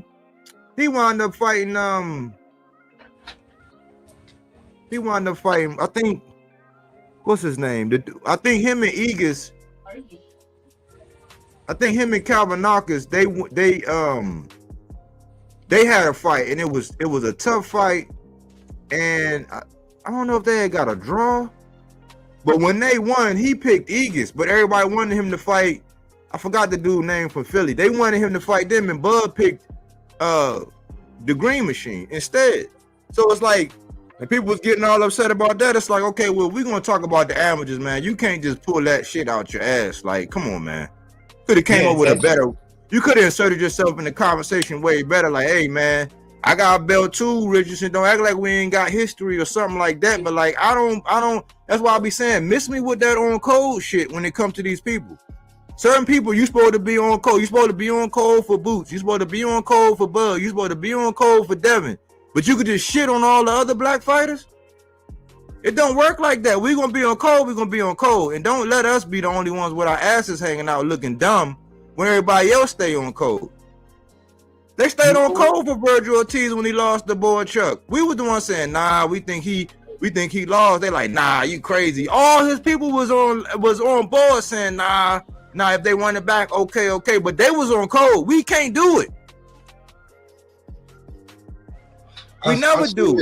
Because that fight, if Hitchins fights Russell, just the DMV the DMV versus the tri-state area would be enough to build that fight, and then have it in Atlantic City where it's easy for everybody to get to. That's a fight that's easily built. It is, but check out my perspective and how I'm looking at it. I'm looking at it like this, Smoke. Richardson got his time to shine. He has a common opponent with Tio, the dude who he stopped the dude that dropped and handed Tio his loss. Absolutely. Okay. He does that while he's in there, and then he calls him out, and he calls Devin, who they wanted T.O. and Devin to fight for the culture. He inserted himself into the conversation with action. So how the fuck are we just gonna allow Gary Antoine, who was off to the side, to be like, nah, me and T.O. friends, and say T.O. and T.O. be like, nah, me and Gary friends, and now y'all going against Hitchins. So what do that say about Gary Antoine? Oh, I didn't know he pulled it. Oh boy. Yeah, he calling him Tweezy, and nah, man, I always got love. And I heard back when T.O. first started doing this monkey shit, they were so far up tank as the Russells. And even though they're my guys, I just gotta call it how it is, because I snapped on your channel talking about that crab shit. I remember like it was yesterday, because Crush was over there. I was like, man, we live up to our crab emblem in Maryland, because I was hot about that. I said, y'all always do this to Tank when he got a fight coming up. Get some motion. Yeah. So now Richardson got some motion, and T.O. get to say you and him friends, and now y'all going at Richardson Hitchins. The shit don't make sense to me. That's that crab in the barrel shit. Like when it come to Tank, you already know them niggas don't care. They're wild out and start a fight during the fight. So we already know when it like they don't have no sense of professionalism when it comes to certain people. Yeah, he cold right now, and Africa hot. So, you know, he feel like he can reach out and touch him because he got a belt. You know, he'll get a little bit and then be like, yeah, me and T.O. is friends. Shit like that. I mean, I'm gonna be real with you, that bring down the prestige of the family. Yeah. But the imagery to me is like you should be more focused on getting your get back with Puello or trying to do what you need to do with Matias, because they on your side, it's a more believable fight. And then Richardson, he already had this thing going on with T.O. But would it look like you being friends with T.O. or you never saying? Because when the last time you heard Gary Antoine call out T.O.? So they can get away with the Keyshawn Shakur shit, right? T.O. and Gary Antoine, but now they teaming up against Richardson. I don't like it. But especially if we talking about some on cold shit. They should be Gary Antoine and Richardson Hitchins should be like, who the first one to get the T.O.? Yeah, that's the question I wanted to ask was Gary Antoine in any way, shape, or form trying to say he willing to step in for T.O. and fight Richardson Hitchins? If you're not willing to say and you talking everything but let's fight, I'm not gonna be on board with that. You feel what I'm saying? So for me, it's like if y'all gonna team up and be two new common opponents for the dude, y'all start telling us, you know, make your call out.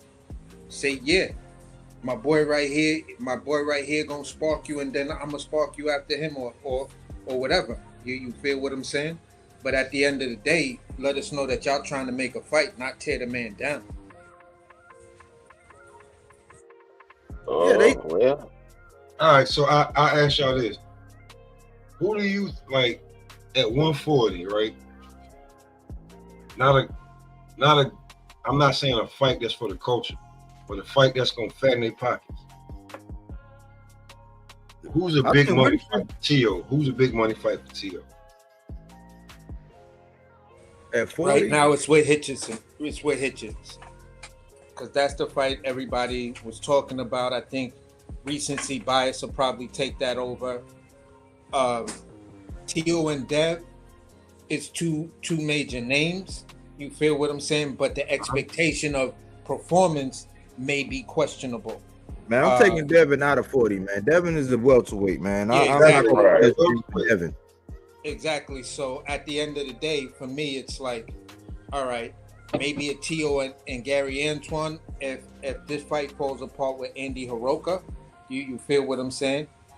Or T.O. and Puello. But I don't know if momentum-wise, coming off of good performances, you lost to the guy, I won, I beat the guy. We both, you know, our birthplaces are Brooklyn, New York. Bro, that's the fight right there. Everything is baked in. All you got to do is just, you know, add water and throw that shit in the oven. Def Salute, Jam Bill. Vendetta. There you go. What's going on, man? Shit, What's going chillin'. on? Hey, Bill, what's up, Bill? What's up with y'all, man? You know, the Splash Brothers in here. What's going on, body? Man, you can't be taking that to other channels, man. Man, whatever, man. That's y'all name, man. Stick with it, man. Embrace it. Hey, if it's for the coach, he ain't gonna fight nobody. T.O. ain't. He just out there talking. He might well fight A.B. A.B. will beat his ass for the coach. No, I'm saying, do you think that T.O., like if he fight Devin, that's at 47. Do you think he's gonna go to 47 or he gonna stick around at 40? I think T.O. just pump faking, man. He trying to get his coins up on an easy bout. So a And where motherfucker though? like, well, fuck it, I'll Where? just pay. No, I I'm don't saying know. at It ain't 40, no easy fights for T.O. no more. It ain't no Word. easy fights. Devin would be the easiest one, but that's because you avoiding an ass whooping. You know what I'm saying? You just gonna go in there and you gonna die from heat exhaustion from chasing this nigga around the ring. You know what I'm saying? But you ain't gonna get your ass beat. Anyway, if he look anywhere else, he gonna get his ass beat. And to answer your question, Smoke, the biggest fight would be the Gary Antoine and the Gary Antoine. A lot of people want to see Gary Antoine against T.O., but they on that French shit. But Gary Antoine and the winner of Puello and Matias would be it, because they at one point in time they still look at Gary Antoine and Matias like boogeymen. Matias just happened to lose his belt, and Gary lost the first time to Puello. But with him coming back with that performance and Matias working his way back up, that's in-house. That's boogeyman against boogeyman. Or if Puello hold it down and beat Matias, that's get back. That's already built in. So they should have just left fucking Richardson Hitchins, let him to his own devices and let him get T.O. Right. Why not? I mean, like you said, it's Def Jam Vendetta, man. Fight with New York. There you go. I don't think T.O. gonna fight. I don't think T.O. think he can beat Africa. He don't think he could beat Well, none why of you them. fighting? That's the writing on the wall. T.O. don't believe T.O. don't think he can go up and beat Brian Norman, because if so, he would do it. If it's all about legacy, that'd have been another division with another belt, but that might be a big ass whooping. Cause you ain't gotta run all that. I ain't gotta worry about running around and all that. You don't gotta worry about that with somebody like Brian Norman. But then you don't. You talk about Tweezy now and all this BFF shit, right? You never said Matias. You don't want to fight Devin unless you get your $11.5 million. So anybody else aside from Devin, he looking at an ass whooping, because he ain't gonna get no money, or he gonna get his ass beat, or both. Yeah, because Hitchins is like fighting Brian Norman right now. He's not gonna. You ain't got to worry about the excessive movement. You just got to worry about being beat the fuck up by good boxing. See, I think he He got to don't worry know about that. Brian Norman. He got to worry about getting knocked the fuck out. With Richardson Hitchins, he got to worry about just getting his head boxed off. He might get dropped a couple times, but he really got a box, because this ain't no Arnold Barbosa. Yeah. Because he ain't worried about his power. He worried about the technical, like the way. Yeah, that's what I'm talking about. G. It's gonna be it's gonna be a gap in skill level. And if you ask the question of before, do I still got it? Going in there, fucking around with Hitchins, he gonna let you know whether you still got it or not early, within the first couple of rounds. Yeah, he gonna have to show, because fighting Africa could be a 12-round ass whooping, and you may think that you got a better chance of survival against Brian Norman Jr. So y'all think they gonna try to box Africa out? I ain't saying that. I'm just saying it's just kind of funny right now. He the new. I mean, who got the belt? Who got the belt? Africa got a belt. T.O. got a belt. Julio got a belt, and Gary Antoine Russell got a belt. So you got three. So you got 3 out of the 4 going back and forth. But you got Julio finna fight Matias in a hot second. So then we gonna know who actually gonna be doing what. You know what I'm saying? This is it right here. I think he got a better chance of getting the Matias fight, because that's who's gonna win this next.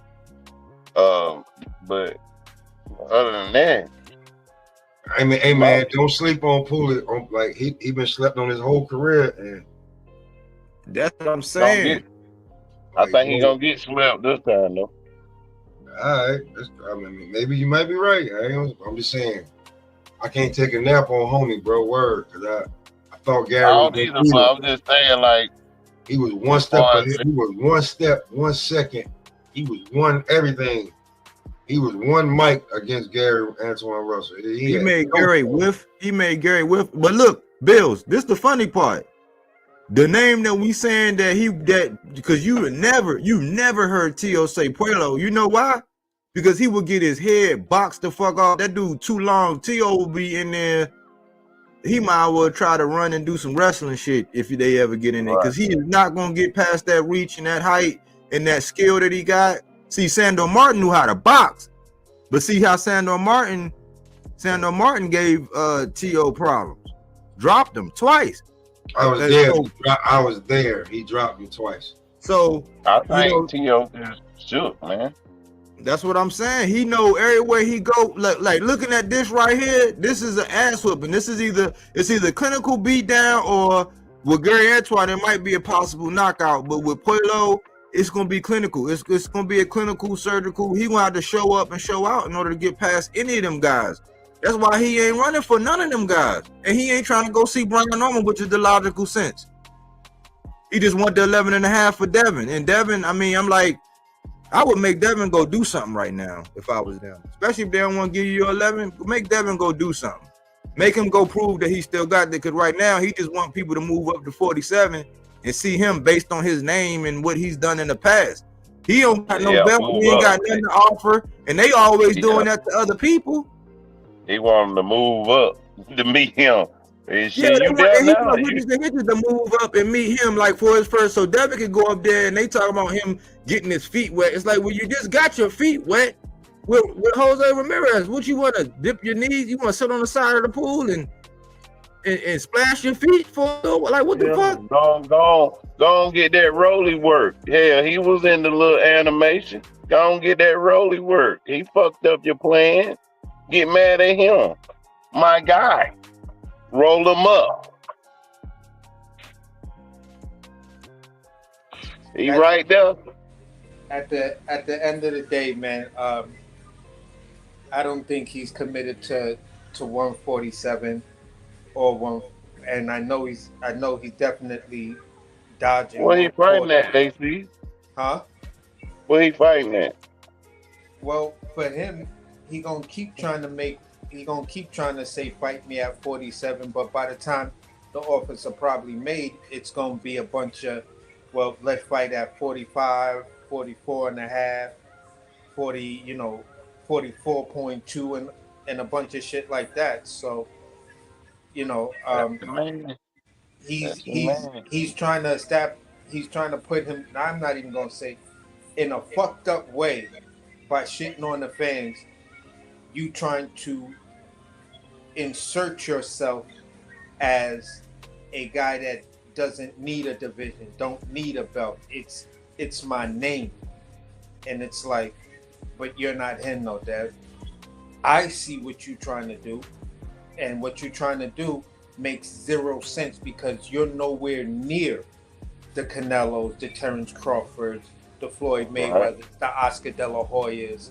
You feel what I'm saying? These type of guys that can command that and do that. You feel what I'm saying? To where a belt truly doesn't matter whether they get a big fight or not. I mean, but your name is messed up on the street. They not created saying Tom and Jerry. The problem with that, they not named you like a car. You a Dev Foe. You like a Rav4, but they call you Dev Foe because you just ride around the ring. See, the problem with him right now is, when if I got it right, when Bumpy was trying to cut that Blue Magic, you feel what I'm saying? And old boy had to step to him like, yo, this is my brand. I support it. I built this. Dev is the nigga trying to cut the product. You feel what I'm saying? He that guy that's trying to cut the product and not trying to be authentic and put out the real Blue Magic. You feel what I'm saying? So he needs someone to sit down and talk to him and be like, look, you cutting the product, man. There's They a can't talk brand. to him. They got to talk to his daddy. Well, if his daddy from the street, his daddy knows you don't. When you got that product like that, you don't cut it. Hey, Bills. I'm sorry. Go ahead. Nah, go ahead. Yeah, he putting that cut on that black. He said, "Man, you don't put no cut on my shit." Like, but Bills, what you think about Devin saying that Brian Norman Jr. is ass? What did you think when you heard that? Said he just trying to attach himself to names so he can get his ass knocked out. You can get that work next. I mean, you want to be part of the body bag crew? You go right ahead, cause Jen about to be in the body bag. We gonna talk about that in a couple days. Jen going in the body bag, and Dev, if you want to be part of the body bag crew, you can get you a little toe tag ready. Go ahead and get your daddy to sign that motherfucker. Cause if you want some of that work, you can get it.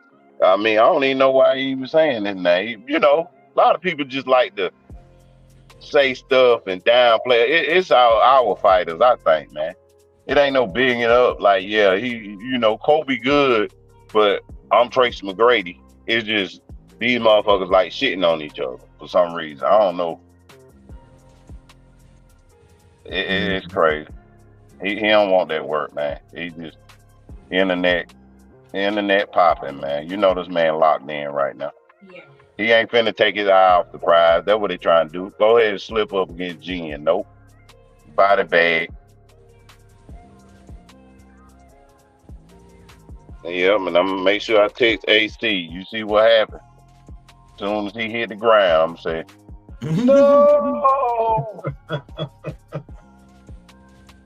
You see any updates on that, AC? You seen anything, man? Today,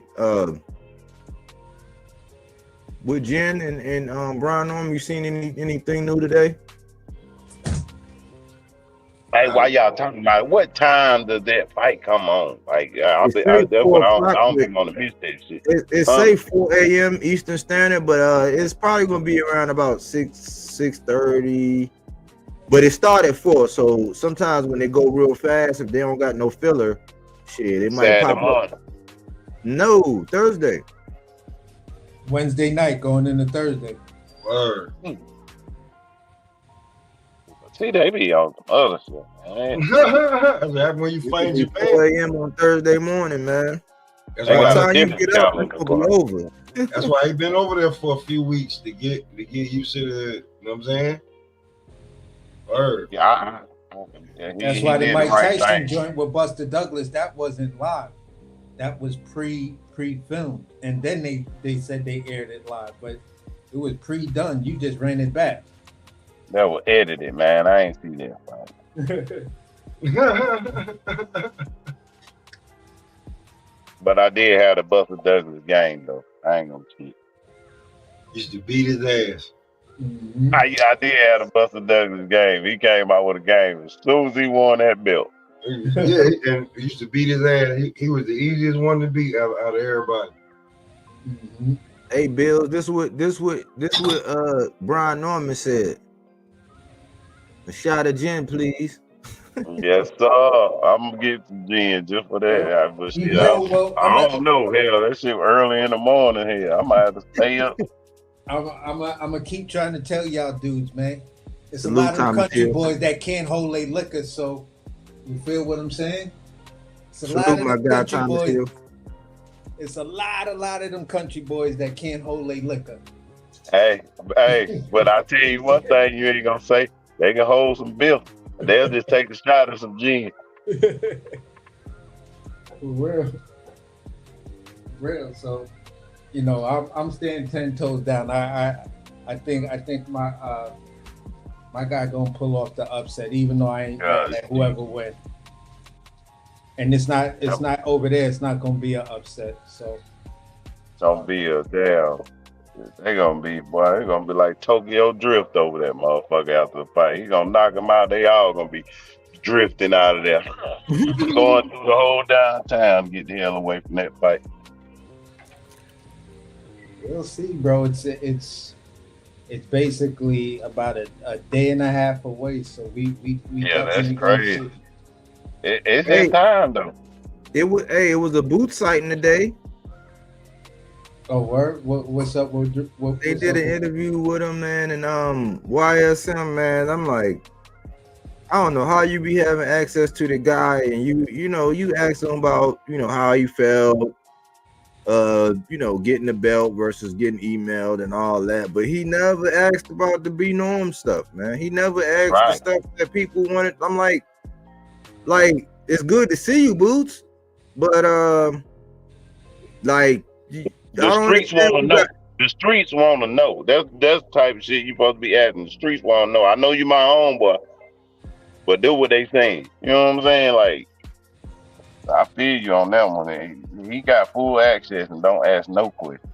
And look, this the thing. This the thing. After that, he went live, right? And he was talking about it, and he basically said, well, Virgil Ortiz, he busy. Bakram, he getting ready to fight either his mandatory or Lubin. And he said I'll be Fundora back, got man. Let Zoo. me clock out. He said Fundora got Zoo. So I'm like, well, is it good timing? I mean, this is my question. Is it good timing for him to move up right now when we been said you should have, but it's kind of weird that you do it like right now when the man said y'all could talk about negotiation to fight at the end of the year, and since it's unification, you won't have to worry about that rehydration and all that. But your man say that everybody busy, so who are you gonna fight when you move up? If it ain't Virgil, if it ain't Bakram, if it ain't Fundora, who are you gonna fight when you move up? It ain't gonna be Lubin. I doubt if Keith Thurman jump in there right away with you when you get What up about there. a boa chuck? What about a boa chuck? I'll take a board chuck. I'll take a board chuck. I'll take it.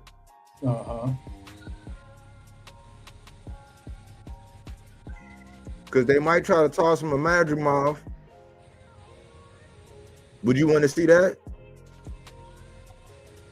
Yes and no. I think I'd probably want to see the boa chuck fight more, because then those are two direct that's the two direct common opponents, to whereas Terrence Crawford is not in the middle of that. It's just about Virgil and Boots, if you're gonna try to build the Virgil and Boots fight. I That did makes sense. hear Keith Thurman's name. Like, For Boots? yeah. If hey, look, if it's anytime soon, I'll take it. But I don't want Keith Thurman out for another 6 months and shit. You know what I'm I saying? heard it like in August. I'll take it. I'll be. take it. His I'll name take thrown around. That's what I heard. Like I'll take it. I seen it somewhere. I don't know how true it is. I be making sure I be looking at the top like, yo, who said this shit? But you know what I'm saying? Keith Thurman name could be thrown around. To me, after watching the interview that Bozy gave, and when Bozy was like, that boy been making that weight for 10 years, anybody who know boxing know, and he's still young, he done outgrew that division. Yeah, he did. We've been saying move up, but when we said it, we was rushing Boots. I said, man, damn, rushing Boots. We said it, but now, what, 2-3 months later, he do it. It's like, oh yeah, he should have been did it. So why was y'all gaslighting us when we was saying he should have been went up? You got your legacy. He should have got his legacy. Oh, I'm glad y'all talked about this. This the other thing about Eddie Hearn, man. This dude, I gotta shank him one time because this dude is terrible at timing, bro. He's terrible at when a guy got momentum, he's terrible what to do with him after that. He's terrible at using guys after they got the momentum. Conor Ben got the momentum. It should have been something already, like coming off of that performance. Get that man back in there while he still got the momentum with the right opponent. With Boots getting his legacy, you know what I'm saying, and getting unified, while he got the momentum, get him back in there with somebody like. That's why I didn't understand the attaching him to back to Brian Norman. You know what I'm saying, knowing damn well the man was gonna move up. I didn't like it. But when you look at it, and him and his fighters, when they have all that momentum, because look at what's going on. Instead of Richardson Hitchins with the momentum he got coming off of Kambosos, they start finagling and talking about contract and whatever that made Richardson Hitchins be like, well, let me shop around. It's like the dude got the momentum. Why you got another dude out here acting like he would be the super duper A-side and he ain't got nothing to bring to the table but a name? Your guy got the juice right now. Capitalize on the guy with the juice.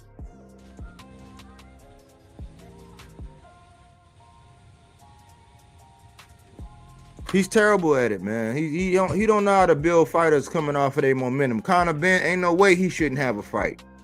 Ain't no way Conor Ben shouldn't have been talking to Rolly or, them trying to do something with all them pieces that fell out with Ryan getting hurt, with Devin questioning where he want to be, chasing T.O. and T.O. not wanting to do it. Conor Ben got the juice. Richardson Hitchins got the juice. Boots got the juice. And what are they doing next? What are they doing next? Y'all don't know what they doing next? You ain't got no UK fighters to promote off the back. See, that's what I'm saying. He so good with the UK fighters, but an American fighter, he's like, I have no idea the pool of American fighters that are out there. But probably talk to Eddie Hearn. He'll probably round off 100 UK fighters. Eddie Hearn wants to have that. Like Eddie Hearn wants that damn 47 division for Conor Ben. Who does he have at 54 that he that's better than Boots? Nobody. He probably think the Boots should be at 54, maybe even 60. That's where he's gonna make his most money off of him. That's where he's looking at it at. Like when it comes to that, he definitely because if you have Conor Ben and Boots, how you don't have that fight in the works at all? Yeah, at 54, that could be at 54. It could be. But like I said before, he wants that 47 division for Conor Ben. He wants Boots to move right up into 54, probably have a fight and then go for a belt. He think Boots can conquer that. He think he can conquer 147, 154 with them two. Now I understand that, but look, listen to this. We was in Myrtle Beach. We was in Myrtle Beach when that fight. That was what? That was April, right? Right? Yeah. Okay. They had the momentum. That was the hottest thing since sliced bread this year after the Conor Ben and Chris Eubanks. We still don't know what Conor Ben is doing next. Right after that, right before that? Right before that, in early April, a couple weeks before that was when Boots unified. We still don't know what Boots is doing next. Richardson Hitchins, he just got the juice off of Kambosos. We don't know what he doing next. Only one we really know is Andy Cruz because boom, he just fought the eliminator, so we can imagine that he's going. So if he wanted 47 for Conor Ben, the momentum is slowing down. This is what we always talk to Blair about. Like when he got the momentum off of AB, when he got the momentum off of Maurice Hooker, what was the next move? You can't let but so much time because you would drop the juice. Somebody else will pop on the scene and they'll be up their ass with a flashlight trying to figure out what they doing. This is what I'm talking about with Eddie as far as you got the guys, you got the juice. I just named 4 people that you got in your stable, and only one of them in Andy Cruz, we know what they doing next.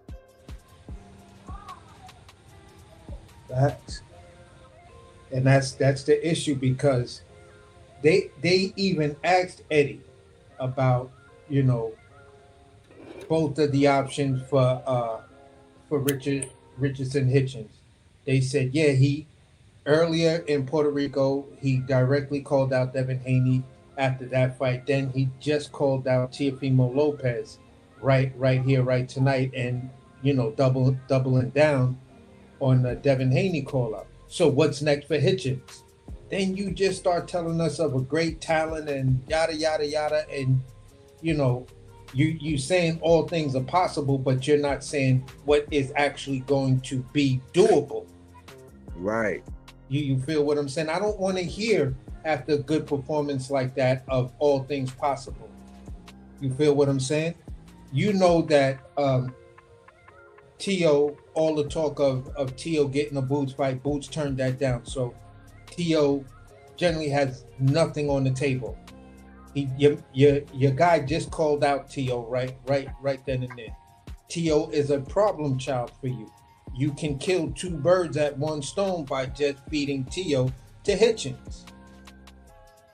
But the thing is, those are Turkey guys. See, Devin and Tio are Turkey guys. Eddie has to understand that Richardson Hitchins is his guy.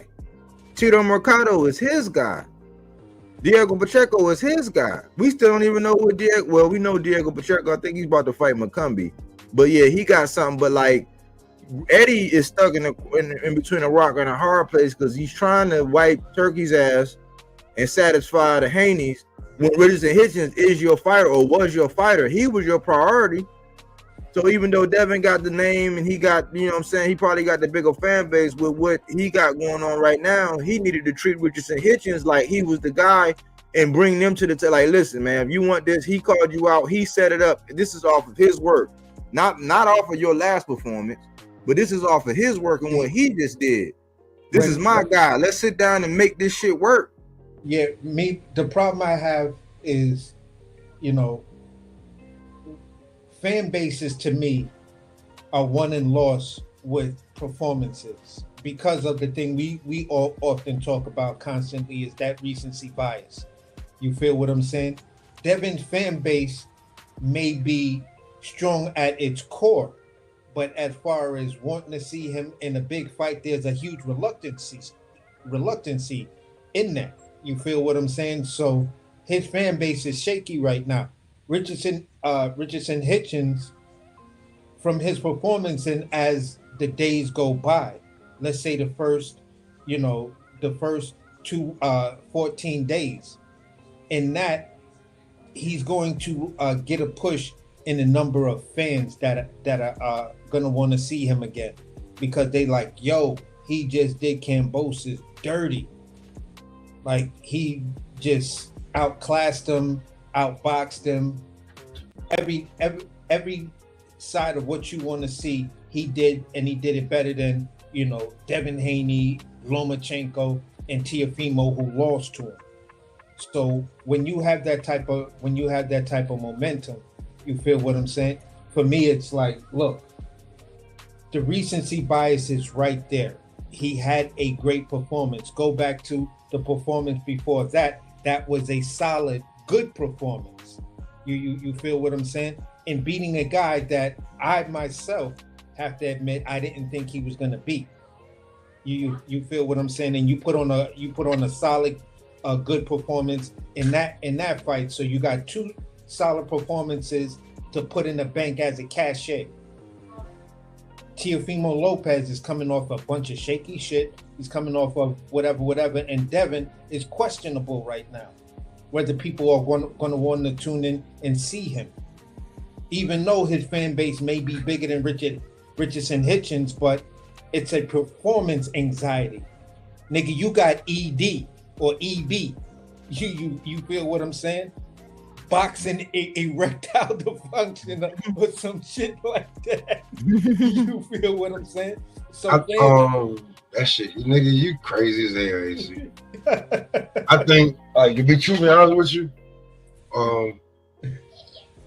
I think Africa just gonna have to weather the storm and just work through being that dark horse, because he is that dark horse.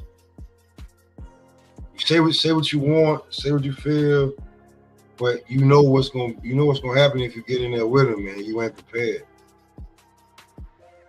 You know what I'm saying? That's just real. He just gonna have to deal with that. Like certain fighters got to eat, like you said, afterthought. You know what I'm saying? Like pretty much taking a slapping on the wrist for leaving Mayweather Promotions to go over there with Eddie Hearn, go over there, do what you're supposed to do, and then Eddie come back, talk down on you, and then now because you're a free agent, but you got the belt and you just didn't cop to what Eddie want, like you just want to see what's out there. Yeah, be that dark horse. Be like, if niggas want to try to shine to your light, be like, well, if somebody know him, be like, well, then who is he? And then find out who the fuck I am. The night before that, before the fight, Eddie Hearn put out to me a solid warning to anybody at 140 and everybody at 140.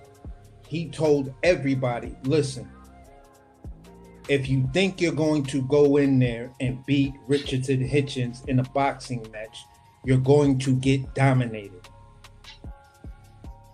Once, to me, that was after looking at the performance and everything, you know, comparing the two, at the end of the day, that is one of the most truest statements I've heard Eddie Hearn say in a very, very long time.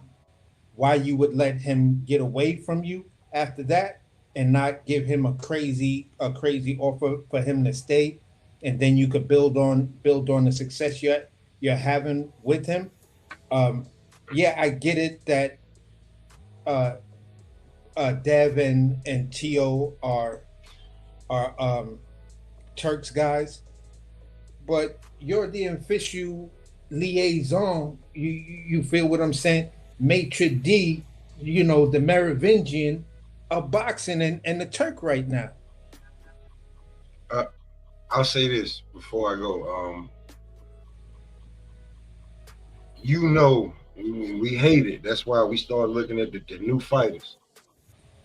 You know, once they get to a certain level and the politics start kicking in, as much as we want, ain't nothing we can do.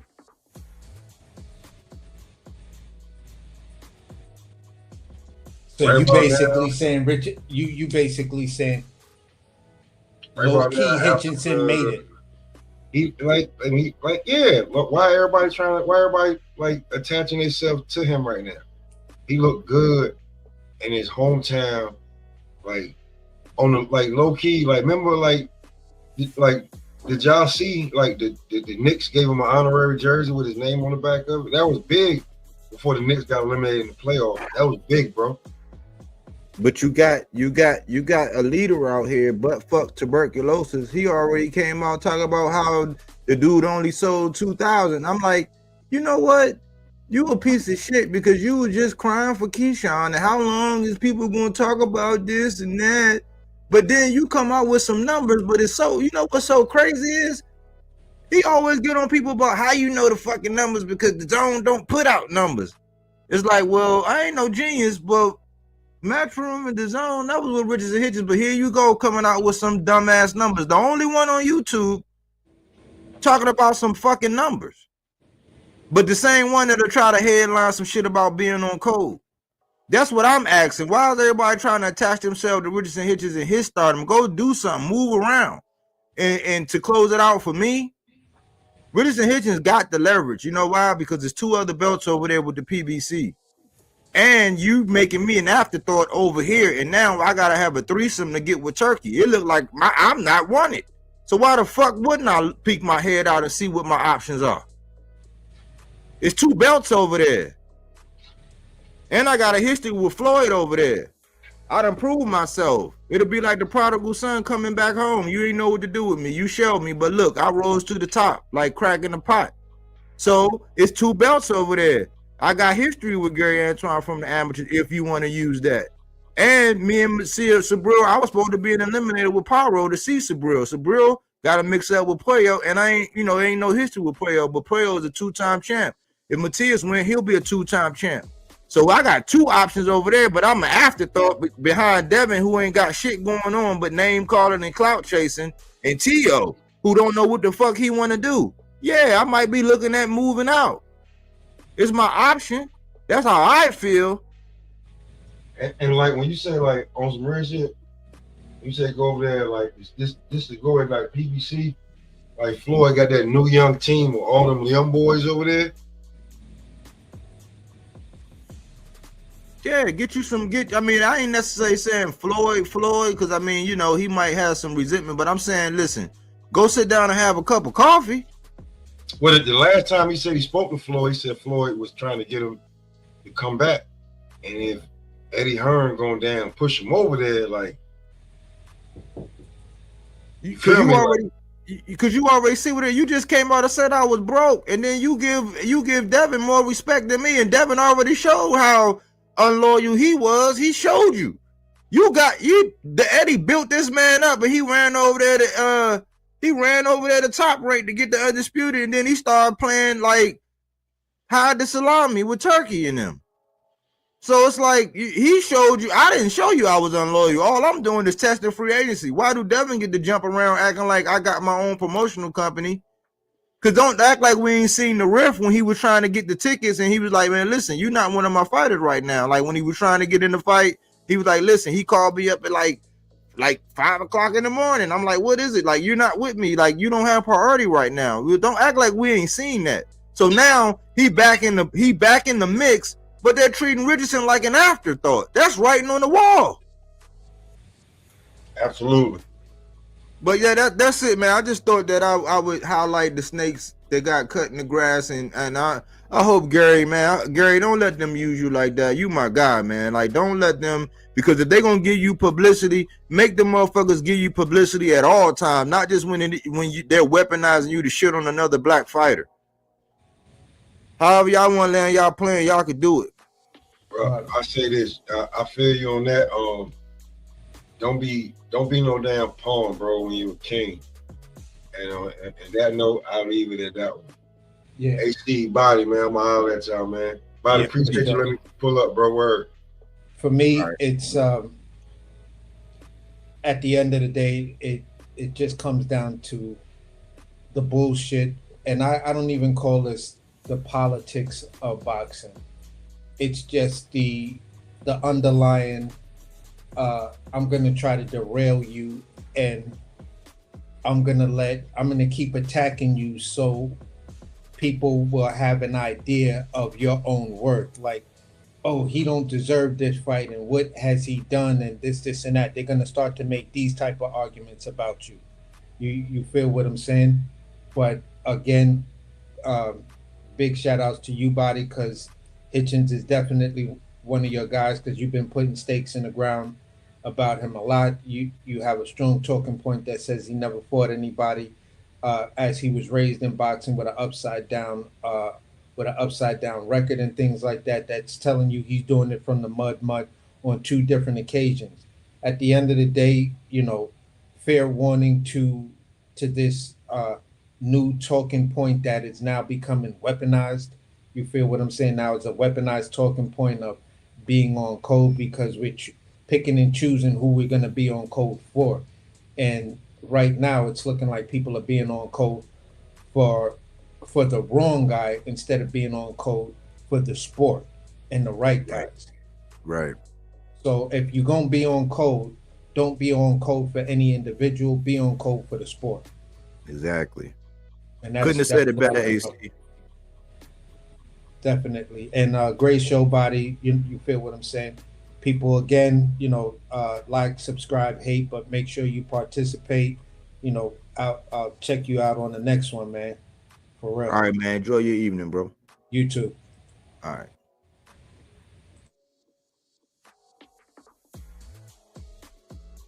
Yeah, man. I just wanted to put another stake in the ground, man. I think, I think I was able to demonstrate and show these snake type things, Turkey and his agenda and control. He need a threesome with Hitchins. Africa, Eddie Hearn, his unprofessionalism, T.O., and how it looked like Duck Energy, man, being called out and being at the fight and then acting all hesitant. Then you talking about this BFF stuff and calling Gary Antoine Tweezy. Then you got Gary Antoine jumping out there talking about some amateur shit. So now we got to qualify. Do the amateurs matter? Because if the amateurs matter, don't come to me when we have this conversation and try to gaslight me when it come down to Andy Cruz and Keyshawn Davis. Don't come to me about no amateur shit. Because they all done mixed up in the amateurs. That was years ago. Pro styles have developed and things have happened. But that Andy Cruz and Keyshawn Davis, that was the most recent shit as far as amateurs. And they throw that out the window. Oh, Andy got to do something in the pros. Like, no. You got to stop gaslighting and stop bringing up these mute-ass talking points. And Gary Antoine, man, you smarter than that, valedictorian and all that, man. And you from the area, bro. Like, you don't let these dudes use you, man, as a pawn. Make them dudes salute you and celebrate you all throughout the year. Make them dudes petition to have you interview, but don't let them use you when they come up against another black dude. And I think you should go ahead and qualify this whole friendship shit between you and T.O. Because it's not right, man. Especially when Richards and Hitchins got it out the mud. He didn't have a band of brothers. He didn't have a loud-ass father. He didn't have all this backing. He got shelved on TMT. Got over the matchroom and did his thing. Rose to the top. Beat the man who beat the man in Liam Paro, who beat the boogeyman in Sabril Matias. He's still undefeated. Put some respect on this man's name, man, and let's keep it a buck when it comes to the conversation. You might think his style is boring and he's a super technical boxer, but all these people who, oh man, it's the sweet science. Well, he displayed the sweet science. I'm not saying that he can beat, Puello. I'm not saying he can beat Gary Antoine. I'm not saying he can beat T.O. I just know that those other guys they have the belts, and he made his stake in the ground. He made his claim to fame by stopping Kambosos in devastating bodywork fashion. And then he called out T.O., which is a unification. I don't think the man should have to move up to 47 to please nobody unless he wants to. But don't give up your leverage, then, Rich.